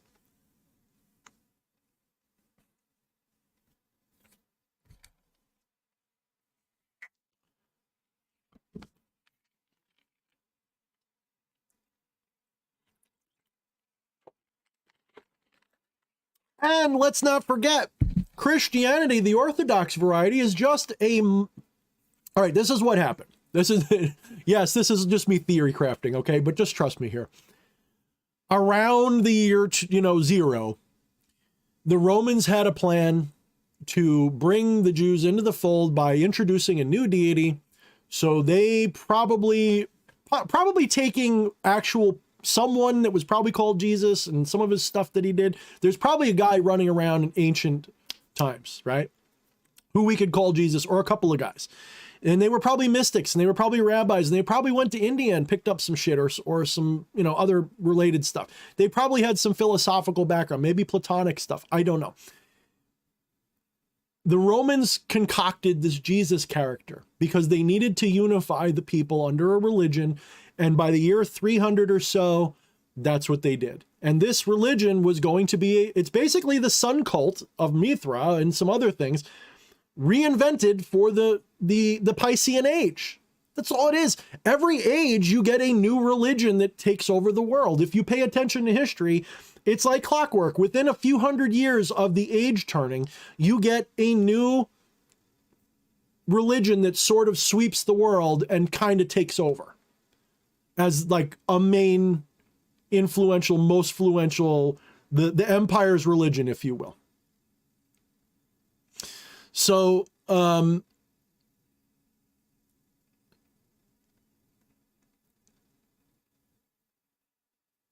we see this happening all the time. Well, what's the next one going to be for the age of Aquarius?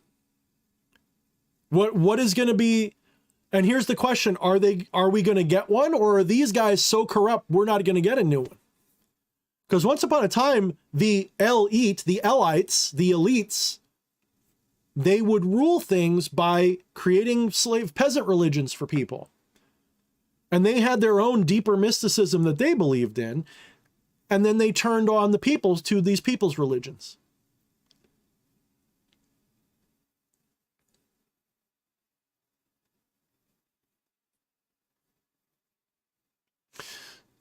So what's the next one going to be? It's not going to be Christianity. And if it is, it's going to be the Catholic form, and I don't think it's going to be that at all. Will it be based on a planet? Is it going to be based on, what's it going to be based on? And who's going to choose it? Are they going to give it to us? Or is it going to present itself? If we go by the astrological significance, Aquarius would be Lucifer. Aquarius is the Promethean sign. It is the sign of enlightenment, of awakening, of all of that. So yes, as Twilight's saying, the age of Aquarius, we'll call it Lucifer, but we're really talking about the Promethean, Enki, Lucifer, wisdom, well, not wisdom, but enlightenment, revelation, awareness.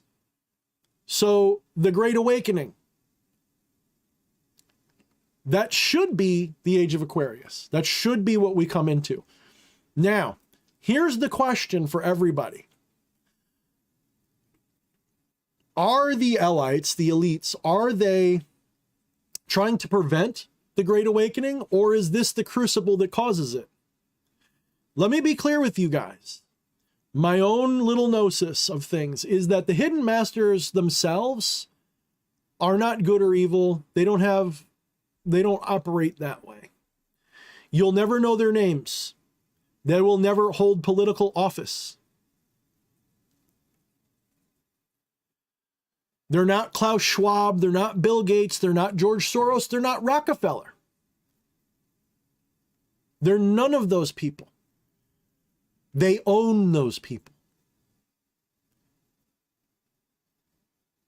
Like in John Wick, I love using the analogy of John Wick. If you watch John Wick, I think it was 3, and he goes and he meets the guy who runs all the assassins, the real head honcho.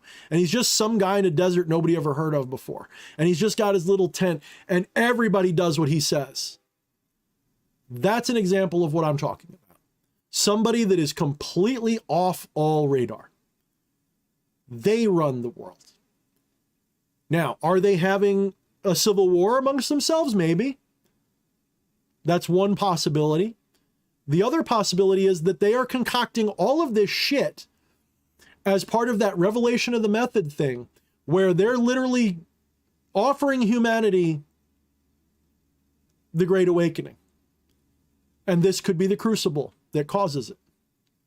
That is one interpretation. This is one reason why a couple of years ago, when all this shit started popping off, I sort of refused to get really crazy and take a side, because part of my intuitive gnosis is that at the very, very fundamental core of this is a harmonious outpouring of what's coming. In other words, part of me, some deep down inside part, a Christian would say you're trusting God and you're trusting God's will, and this is all part of God's design. A part of me understands intuitively that even this isn't bad. That even this is by design. Even if we go extinct as a species, that's perfectly fine. It's part of the harmony of reality. Not to be upset about it, not to be attached to it. But then I also realize that it is also my nature to resist. That it is my role, if this is the catalyst for the Great Awakening, then my role is this. And I will give Twilight Sun Shaman a little shout out here, because he sort of yelled at me one time in private. Because he knew in my heart what I'm saying now. He could sort of see that I wasn't okay with what's going on, but that I was trying to be neutral. Unfortunately, I also have to blame him, because I was doing a lot better when I was staying neutral about it. I was a lot more mentally stable.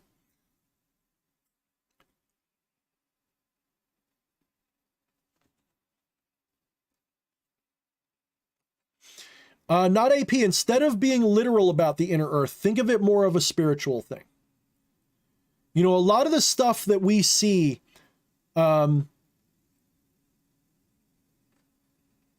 lot of stuff that we see in our, in this little community of spiritual people It's one of the reasons why I take a giant shit on superstition so hard, is because that superstition is mostly symbolic. It's kind of like when people take the Bible literally and they think Genesis is supposed to be a literal account of what happened rather than a metaphor that speaks to a much deeper gnosis. If you look at the first couple of verses of the Bible, you got your Holy Trinity all over again. In the salt, sulfur, mercury sense. You have the divine waters. What's the waters? What are the waters? God separated the light from the darkness. You mean emanation? He separated the waters and the lands from the waters. The waters. What's the waters? Well, water is almost perfectly analogous to what? Consciousness. It's the feminine. It receives. The land, the logos, the matter, the reality, the stuff, the firmament, the material. It's like a projection.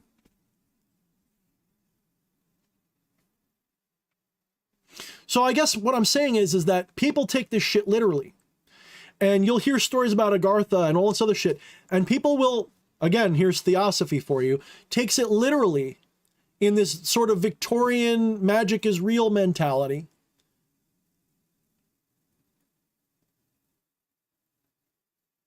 Talking about, Lemuria and all this other shit.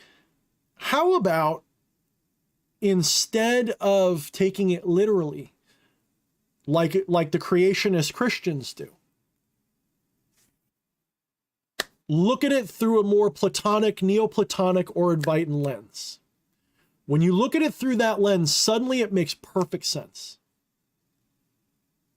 Because just like in the same way that Shankara and whoever his teachers were interpreted the Vedas and found them to be non-dual, you can do the same thing with the Jewish tradition, the Abrahamic tradition, especially pre-Abraham, especially before Abraham. Holy crap.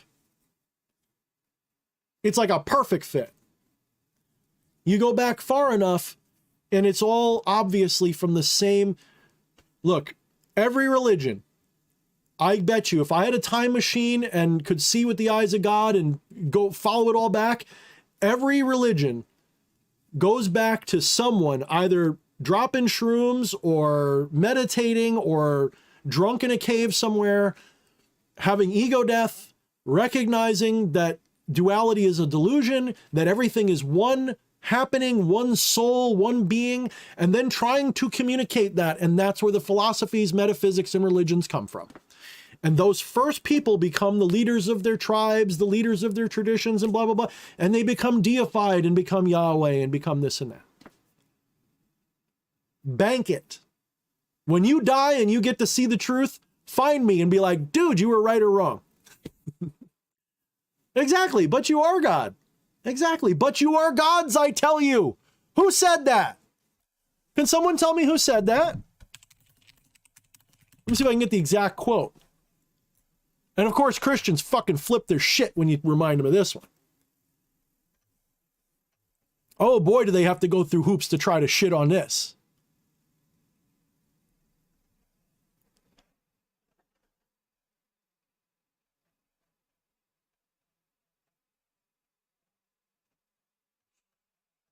Trying to get the exact quote. Unfortunately, I found a whole thing trying to debunk it, but fuck you.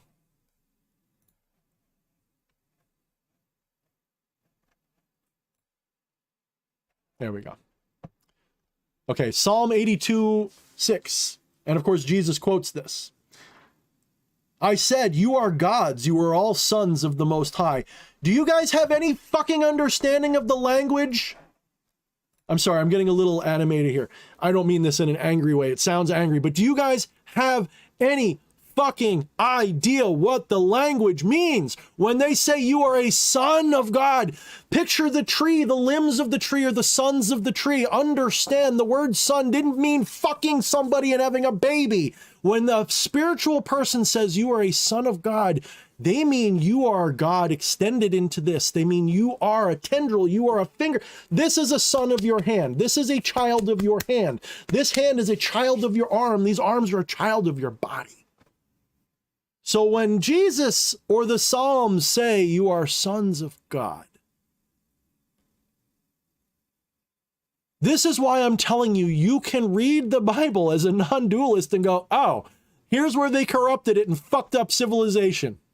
Because it was telling you the same thing the Advaitin is telling you, the same thing the Neoplatonists, they're all telling you the same. It's some dude dropped acid, dude, every single time. How tall am I, D.H. Thorne, says Jose. I am 6'1". Sometimes, you know, when I was younger, I remember I was heading towards being really tall. When I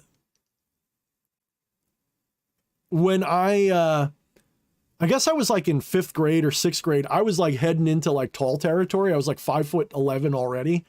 And I was like, oh gosh, don't let me be a real tall motherfucker like all, because my father and my grandfather, they were all like 6'3", 6'4", you know, all that. And I'm like, please don't let me be super tall. I don't want to, I feel like being tall just makes you a big dumb target. And I ended up topping out at about 6'1". I might be a little under, a little over, but I topped out around 6'1". And I have a feeling if I made it to 6'3", I wouldn't have been fat. I think if I had that extra 3 feet, 3 inches, I would have been, I think I would have been a lot better looking.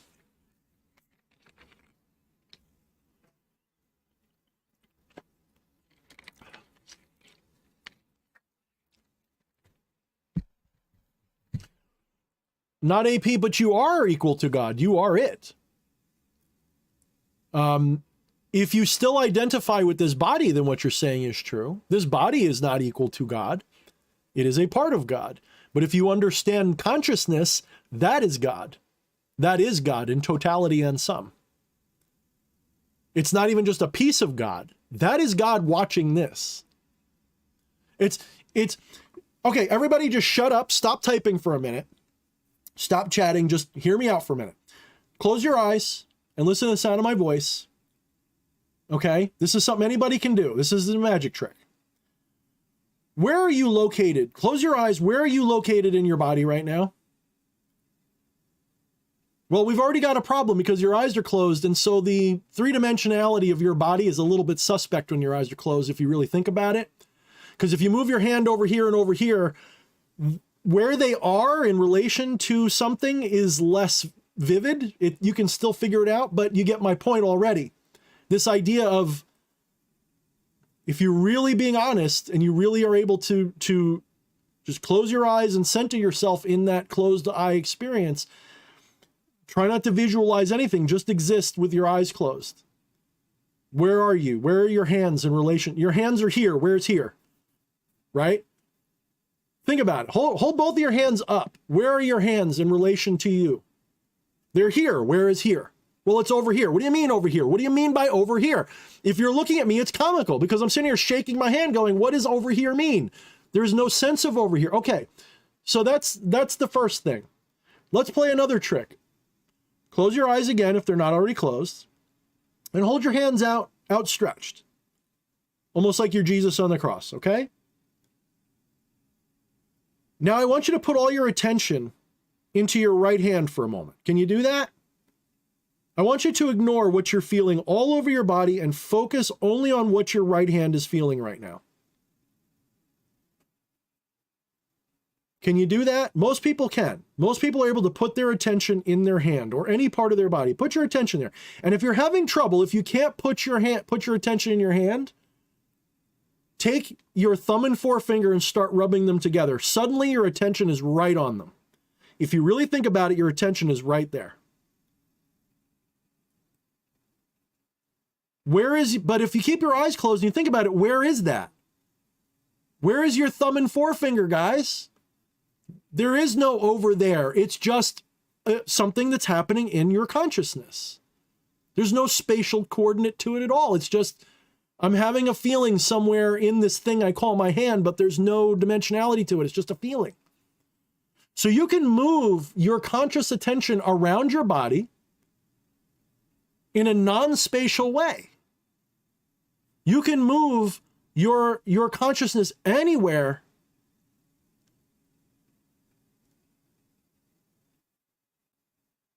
in this thing. Okay, so you can move your conscious attention around your body. What does this have to do with being God? What do you think God's doing right now? God is putting its attention in you. God has centered the monad, the divine, Brahman, whatever you want to call it, has centered its self in you. And just like you can move your consciousness around your body, in other words, your attention around your body, consciousness doesn't move, by the way. But the attention of consciousness can move. You can move your attention anywhere in your body you want. You can even completely pull it away from your body. If you've meditated correctly, you know that you can actually transcend the body through meditation. You can just... That's a tough one. It usually helps to be like on the verge of sleep or be doing some chemicals. But it can be done. It's not even that hard. Go to a float session or something and sit in there for an hour and do some really strong stillness meditation while you're doing it, where there's no real recursive thought, nothing, just your body fades away. Everything fades away. You're just conscious. And there's no center. Where is the center of your conscious? People say, I feel like I'm in my head, like Atropa said. That's fair. Are you sure? Or is your head just in the center of your attention? Think about it. Where is the center of your consciousness? Close your eyes. Where is the center of consciousness? It has no center. Its attention is centered, but it itself has no center. Your head is in the center of your consciousness, not the other way around. Think about it. Really try it. Test it. Prove it. Prove to yourself where your head is. Prove to yourself where your hands are. Close your eyes and find them in consciousness. They don't have a dimension. This isn't just my opinion. This is fundamental, transcendental 101 type shit. It's not even hard to fathom. Everybody can do this. Consciousness has no dimension. It's not up. It's not down. It's not left. It's not right. It's not in and it's not out. It is just conscious. And then you have sensations in consciousness. So this is why the ancients philosophically reasoned the emanation theory. When they say emanationism, one of the problems with the way we describe things, when we say emanate, we envision an outpouring. We envision something moving or something transmitting. Like when you turn a light on, the light in your mind, you've been taught that when you turn the light on, light is pouring out of the light bulb. That's not what's happening at all. At all, by the way. But that's how you picture it. You think emanation means like that's emanating, something pouring out. Emanation doesn't mean that. It sounds like it means. That's one of the problems with language. Just like our word for chaos now doesn't mean what it meant to the ancients. So this idea that reality emanates out like a puff of energy or something, that's I understand why people think that, because I thought that's what they meant for years. That's not what they meant. Because you have to understand, the monad doesn't move, it doesn't change, but there is a process. There is something going on there. A good analogy is waves in an ocean. I love the analogy of the waves of the ocean. There are no such thing as waves. There's only ocean waving. There is no such thing as reality. There's only the monad realitying. Think of it like that. This is why everywhere is the center of the universe. Because everywhere, the monad is a singularity. When I say singularity, I don't mean that it is a very tiny thing. I mean, it's dimensionless. It has no volume. It's actually the universe, as we understand it, would be an implosion of a singularity becoming into a blowing up. But it's not really an expansion. It's an implosion, like a black hole imploding.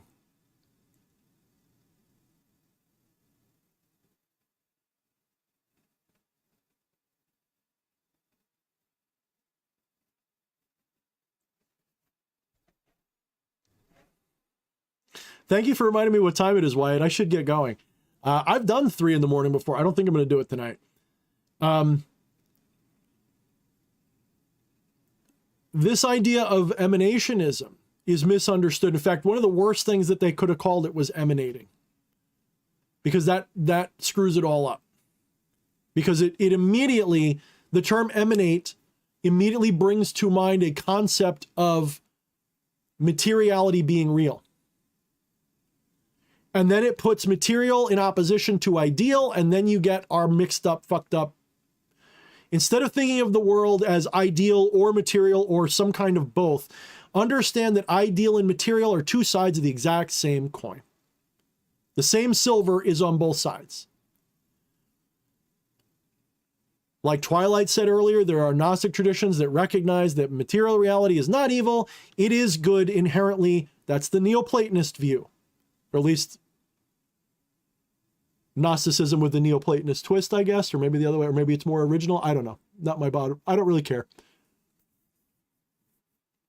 In other words, it doesn't matter to me if it's right or wrong. It's just, this is a view.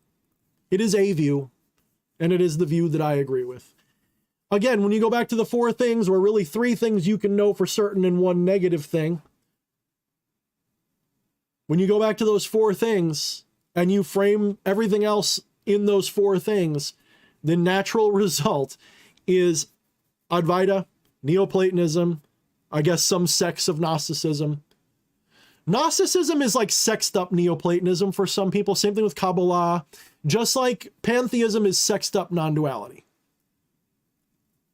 If you understand... By the way, if you guys still have your eyes closed, I apologize. Hopefully you have your eyes open by now, because I should have made it clear before you could open your eyes. Pantheism is like sexed up non-duality. And in some ways, Gnosticism is sexed up Neoplatonism. And you could argue that my own practices and what I will eventually be doing more literary work for are sexed up whatever the fuck this is. I call it manifestationism, and it's very resonant, and it's not in competition with any of these things that I'm talking about. You know,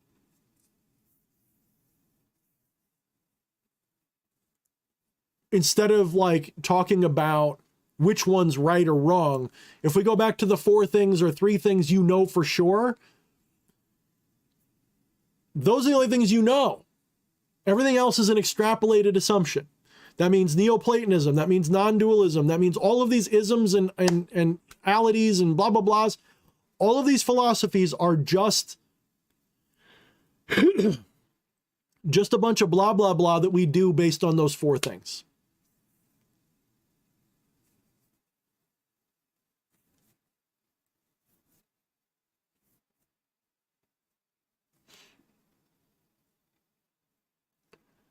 The way that I metaphorically summarize it is it's kind of simple. The best analogy for what's going on, don't take it too literally, but the best analogy for what's going on, to put in the most bluntest way possible, you are God dreaming, you're not God. And like all dreams, the dream itself is a reflection of the dreamer. We don't dream about things we don't know. You can't dream about somebody you've never met. You can piece together face parts and dream about someone you've never met, but you can't dream about someone that exists that you've never met. You can't dream an idea that you've never had. In other words, your dreams are a reflection of your reality. Your dreams are a reflection of who you are, of what you know, of what you've experienced. Your mortal experience in totality is a reflection of your grander divine reality. It is a dream like, it is not a literal dream. So when I say you're God dreaming, you're not God, that's a little bit of a fib, because to say it's a dream is not quite right. It's dream-like. So you are the divine, witnessing yourself in a dream-like hallucination, a simulacrum, Maya, the material realm, the veil, whatever word you want. And you are dreaming this reality based on what you really are. And everything else is just icing on the cake, fun shit to enjoy. Because the nature of what you are has no dimensionality to it whatsoever, but within it can be found all dimensions, there's actually a multiverse of potential out there. Even if you're a hardcore materialist, if you follow science, you know that one of the things that is a little perplexing is that they don't know if the universe goes on forever or not. But what they do know is that using their method of measurement that they currently use, the observable universe is only a tiny fraction of what's out there. Because according to their measurements, because they measure the curvature of space between two very distant points, and it's basically flat. Yeah, it's got waves and bumps and shit according to their thing, but its overall curvature is flat. Do you know what that means? Even if it's close to flat, it doesn't even have to be perfectly flat. Even if it is just 0.000000001 flat, that means the universe is so fucking big that somewhere out there in the universe is not just a copy of you, but probably a whole fuck ton of copies of you. The smallest, like really reasonable dimension of the universe means that there's at least one copy of you somewhere in the universe. The very smallest estimate of what the universe's size could be. How do they know that? Because there's only so many ways that matter can form. So if you take the volume of the observable universe and all of the matter that baryonic matter, by the way, that they know of in it, okay, they take all the number of possible atoms,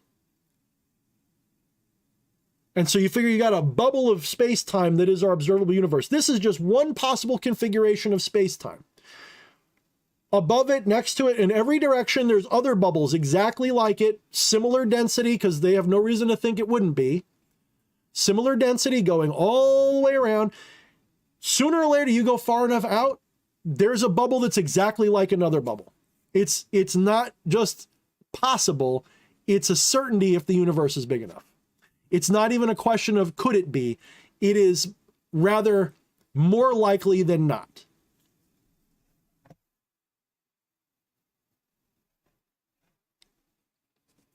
Good night, Atropa.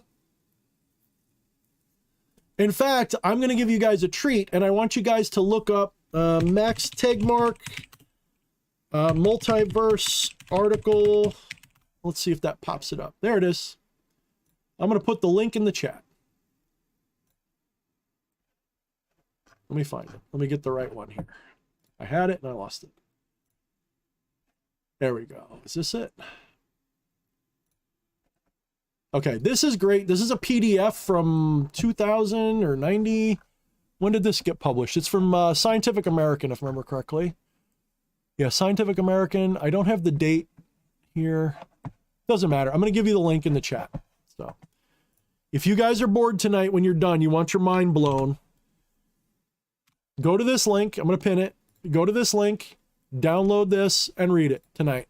Put yourself to sleep reading this. When you read this, understand that that is the shit that God's made of. Understand that that is the shit that dreams are made of.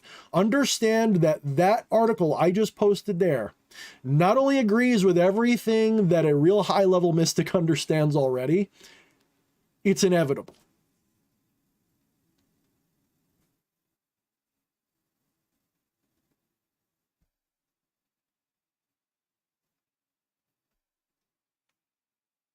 I love you too, Shaman. No, one of these days we'll have to talk again. I've been very off the social thing because a lot of people want my time and energy, and some people are pushing, not saying you are or anything like that, but I've been, like I've said, I'm not a good friend in a lot of ways. I'm not good with this. I love being around people. I love going to the club, but I also end up sitting in the corner and not talking to anybody. Why? It's like I like to watch people. I like to observe. I like to listen to their conversations. I like to know they're there, but I don't necessarily want to engage with them. It's a really weird kind of introverted kind of thing. It's like introverted extrovert. I guess that's, INFP or whatever that I usually am. Sometimes I'm the other one. Mostly INFP if I'm correctly right. So I'm in a weird space where, like even when I play like, MMOs or something, I don't like partying with people, but if I see you struggling with a mob, I'll go help you. Or I like watching people play, but I don't necessarily like to jump into groups. I will, don't get me wrong, I will. It just means that I'm mostly hands off.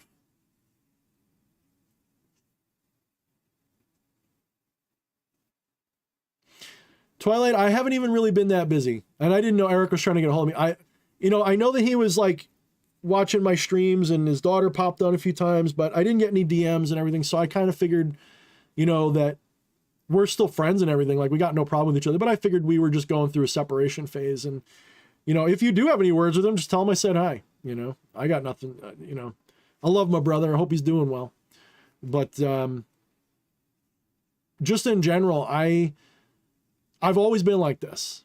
My best friend when I was younger, his name was Mike. And the reason he was my best friend more than anything was that he put in the time to be my friend. I'm very hard to be friends with because I have to make an effort to hang out.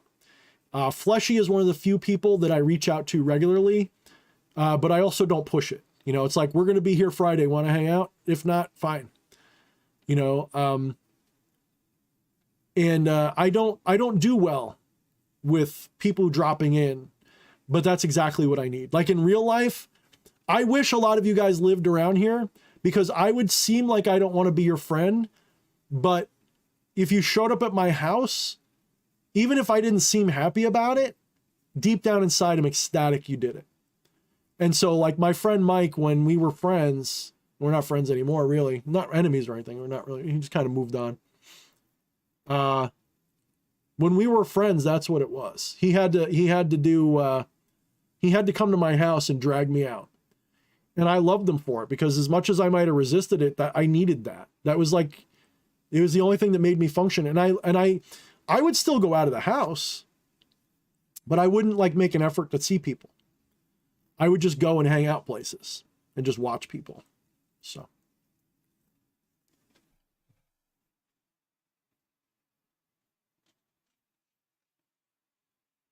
Oh yeah, check that out. All right, well, if you see him, tell him I said hi. What's the channel that's going on? I'd be curious to know that.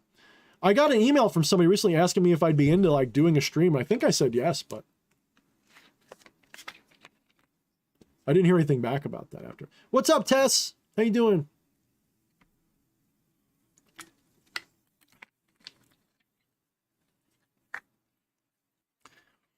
But I go through phases too. I mean, it's not all the one thing. That's my problem is I guess it's ADD or something. I'm not the same guy all the time. I'm always a little different. Oh yeah, Devious. Okay, that's the person who emailed me. All right, so if you got a link to his channel, post it so I can see what I'm potentially getting into. Someone messaged me asking me if I wanted to do a live stream saying EA would be there by that name. And I just intuitively figured it was legit and I responded maybe. So I don't know. If you got words with him, I probably even know. This is the thing. I'm bad with names. I'm bad with all this shit. So if I forgot somebody that I'm supposed to know, I apologize. It's nothing personal. So.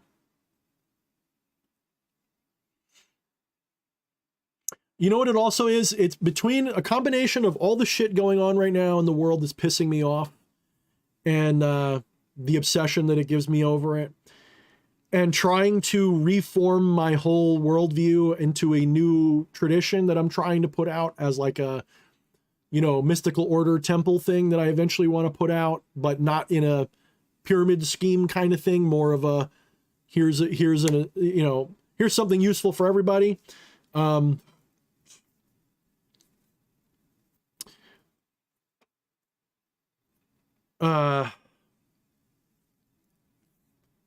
I've been very like, you know, fuck the community lately.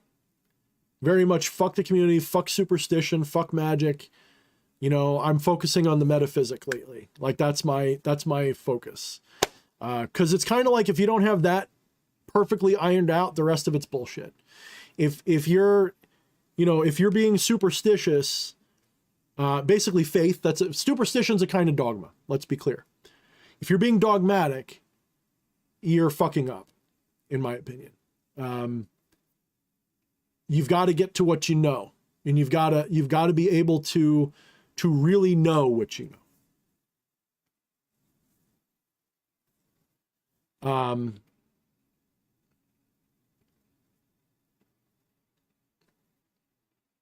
So you've got to be able to have a good foundation of the four things, the three things, and what they mean to this perception of reality. For me, that is some blend of everything I talk about. Non-duality, Platonism, Neoplatonism, a little bit of Hermeticism, a little bit of all of this shit. A little bit of Gnosticism, Zen, Taoism, all that. It's all, to me, it's all just, it's like the four blind men and the elephant. All of them are holding the same animal. They're all trying to describe the same thing, and they've all got a slightly different piece of the truth. And no one of them by itself has it all, and not all of them together have it all either, because you cannot know the truth through these intellectual things. The truth is only knowable by direct, by gnosis. However you hit that, I don't give a fuck. For you, it might be mushrooms. For someone else, it's transcendentalism. For somebody else, if they got in a car accident and had a near-death experience. But there is a way. Everybody can do it. That's the most... Take all of this other esoteric shit and put it right in the garbage. If you want to know what's up, take your fucking... your Kabbalah, take your fucking Solomonic shit, take your Shankara, shove it up your shank ass, do whatever you got to do with it, get rid of that shit, and embark on a journey of just discovering yourself. Know thyself, as it said in the courtyard of the temple or whatever for Apollo. Get back to that. When they said know thyself, they didn't mean know this thing. That wasn't what they meant. They meant close your eyes, that thing that's there, that's conscious, know that. When you know that, you know everything. That's one of the only things you can know. Until you've gotten that, all this other shit can just be a distraction that fucks you up. If you take it literally. Just like when people read the Bible literally, especially Genesis, instead of realizing it as something else, as emanative, or however you want to look at it. You got to put all this up. Why do you think I didn't get back into this crap until after I had my non-dual awakening experience? I didn't achieve that non-dual thing on purpose. I didn't go looking for it. I didn't do a practice that made me have it. I spontaneously clicked. I was like, oh shit. And then boom, then everything collapsed. Because this is what happens for a lot of people. The only reason why you don't see it is because you have intellectually rationalized yourself out of seeing it. Because you've been taught not to see it.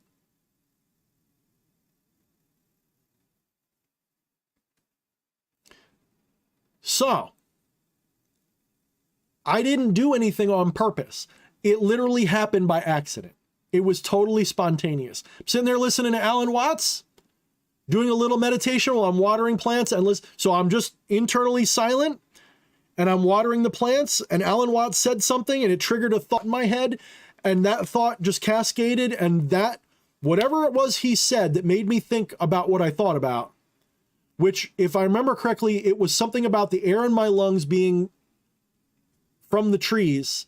And then I realized that the trees were extension of my lungs, and my lungs were an extension of the trees. And once I realized that that material separation was an illusion, that it's all the same respiratory system, then everything else just melted, because I realized every other distinction between me and the world was bullshit.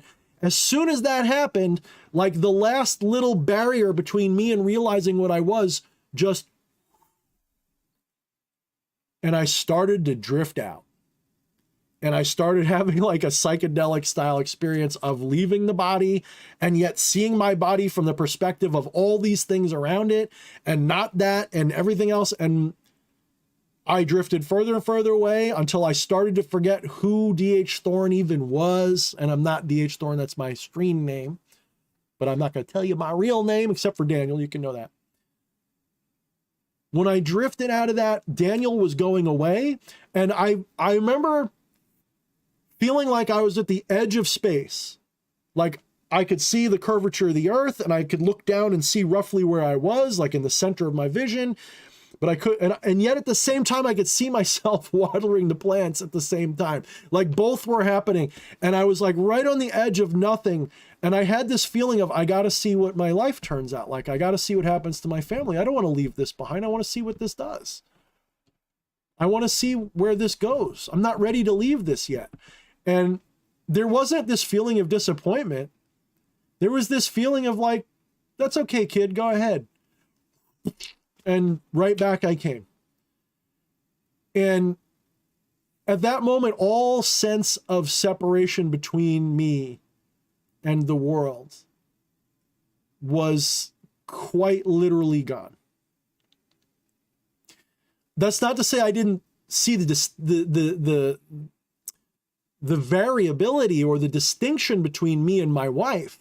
But to me, there's just me, and me forms as my wife and me. And yes, every now and then, I shouldn't say every now and then, it's actually more than, I'm kind of high talking myself right now. What I really mean to say is I can every now and then regain that realization. Most of the time it's an intellectual realization. Sometimes it's a Gnostic realization, which is different. It's more true. Like right now, I'm not doing this in a Gnostic sense. Right now, it's an intellectual sense. Right now, I'm intellectually aware that I am the universe, the world, whatever the fuck. That there's no, but I can also go to that state where I know it. It's not a feeling. It's not a thought. It's a know. I know it. Takes a little bit of work sometimes. I'm having a bad day, of course, just like anybody else. But so it's like a refuge. When you go there, it's a refuge. You realize this shit don't matter. This world don't matter. These people don't matter. But they do. That's the great irony of this. It's not like an apathetic or a nihilistic thing. Like when I say it doesn't matter, I don't mean like I don't care at all. I mean like there's no purpose, there's no goal, there's no good or bad, there's no end goal. So it doesn't matter. Like who cares? It is what it is. So you just kind of accept, but not in an apathetic way. You accept like in a oh boy kind of way.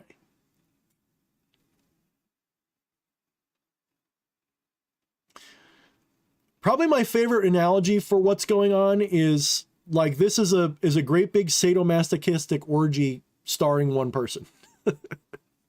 And it's always you.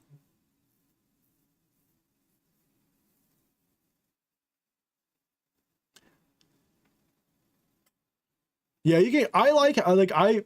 So my first name is Daniel in real life, and my first middle initial is H. So D.H. Thorne, and Hannibal is what I go by as my middle initial. So Daniel Hannibal something or other. Might as well call me Thorne.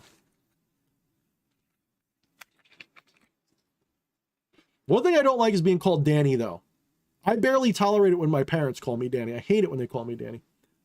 Now, if I was named John and you called me Johnny, that'd be cool. But Dan's cool. Daniel's cool. Daniel's really cool. Danny, unless you're Irish, that's the only exception.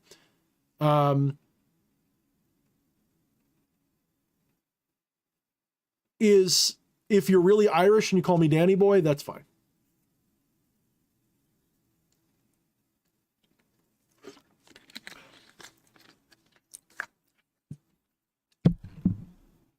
Like if you're hardcore Irish, you're like, oh, Danny boy. I'm like, yeah, that's fine. You can call me Danny anytime. That sounds cool when you say it. When other people say it, it sounds like you're whining. Danny, what are you doing, Danny? I hate that shit.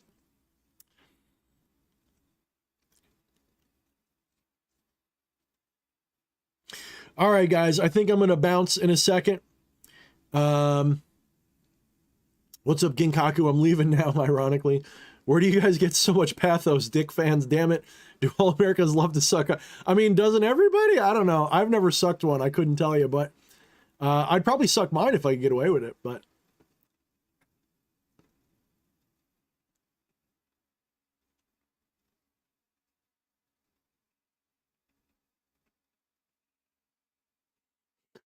It's not that prime, dude. It's just annoying. It's not going to bother me that bad.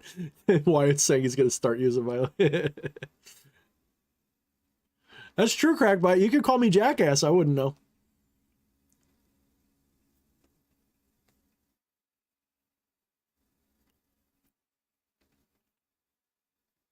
And, of course, to be fair, do we ever really hear anyone but our own mind? So, on that note, guys, I think I'm going to bounce.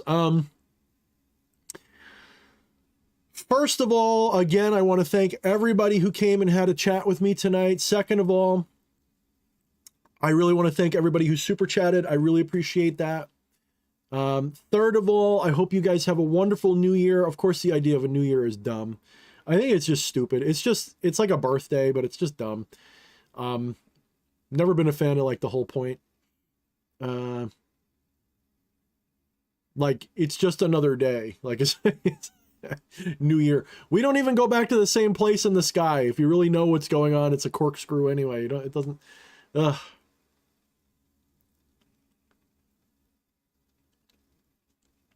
So have a happy New Year's, whatever that means. I promise you, it's going to be a shittier year than the past. You might have a good year on your own, but the the rest of the world is not, I guarantee. 23 is going to be a roller coaster. Just mark my... And 24 is probably going to be worse because it's an election year. Just trust me. All hell's going to keep breaking loose until one side wins. And until that happens, we're all up shit's creek. Honestly. And I guarantee you if the other side wins fully, you won't care anymore. You're going to be running for the hills. So, yeah. Yeah, that's old news, Twilight. I've, you know, that's part of the 2 years of reinvention I've been going through. I'm still struggling to finalize what I'm doing. I don't know what's coming out. I just know that I have a vision of the future, but I'm having a hard time getting from here to there. I got to take baby steps. And, you know, that's why I shouldn't have announced anything in the past. I wasn't ready. So, but read the PDF I posted as the pinned comment, like Devin's talking about. Read that PDF. It's one of my favorite ones. I'm sure there's updated ones, but that is a beautiful primer of the multiverse. If you read that and you understand, especially through a metaphysical lens, how that is perfectly correlated to what metaphysics tells us, you understand that it's inevitable that they're going to just admit that there's a multiverse on some kind. The most likely one is a type 1. Type 3 is also very likely, but it's probably a type 4. It's probably all of them, really. But the type 1 is, given what we already know for absolute fact, a type 1 multiverse, there's no doubt in my mind that that much is absolutely indisputable. Type 1 is guaranteed. I'm willing to bet the whole farm on that. Like, because if it's not true, I don't want to live. Like, it doesn't matter. You know what I mean? Like, that to me is like, I'd rather that be true than anything else. But it's the only thing, some form of multiverse is the only thing that correlates with what I do know. Those three things. It's the only thing that correlates. So it's gotta be. Like, I believe it. I don't know it. I believe it. But it's the only thing that fits. So. All right, guys, I hope you enjoy that, and I hope you enjoy your night. And yes, again, anybody who's in the Newark area, I will be there again tomorrow as well, but the big one's going to be the 27th. So if you're in Newark on the 27th or tomorrow, I'm going to be there with my wife, barring anything happening, of course. And I will be signing books on the 27th and doing some I Ching readings, although I don't like doing like readings on the spot, but I'll probably be doing them anyway. I promised I would. So, you know how it goes, but, yeah. So, all right, guys, peace, love, and chicken grease. I will check you all next time.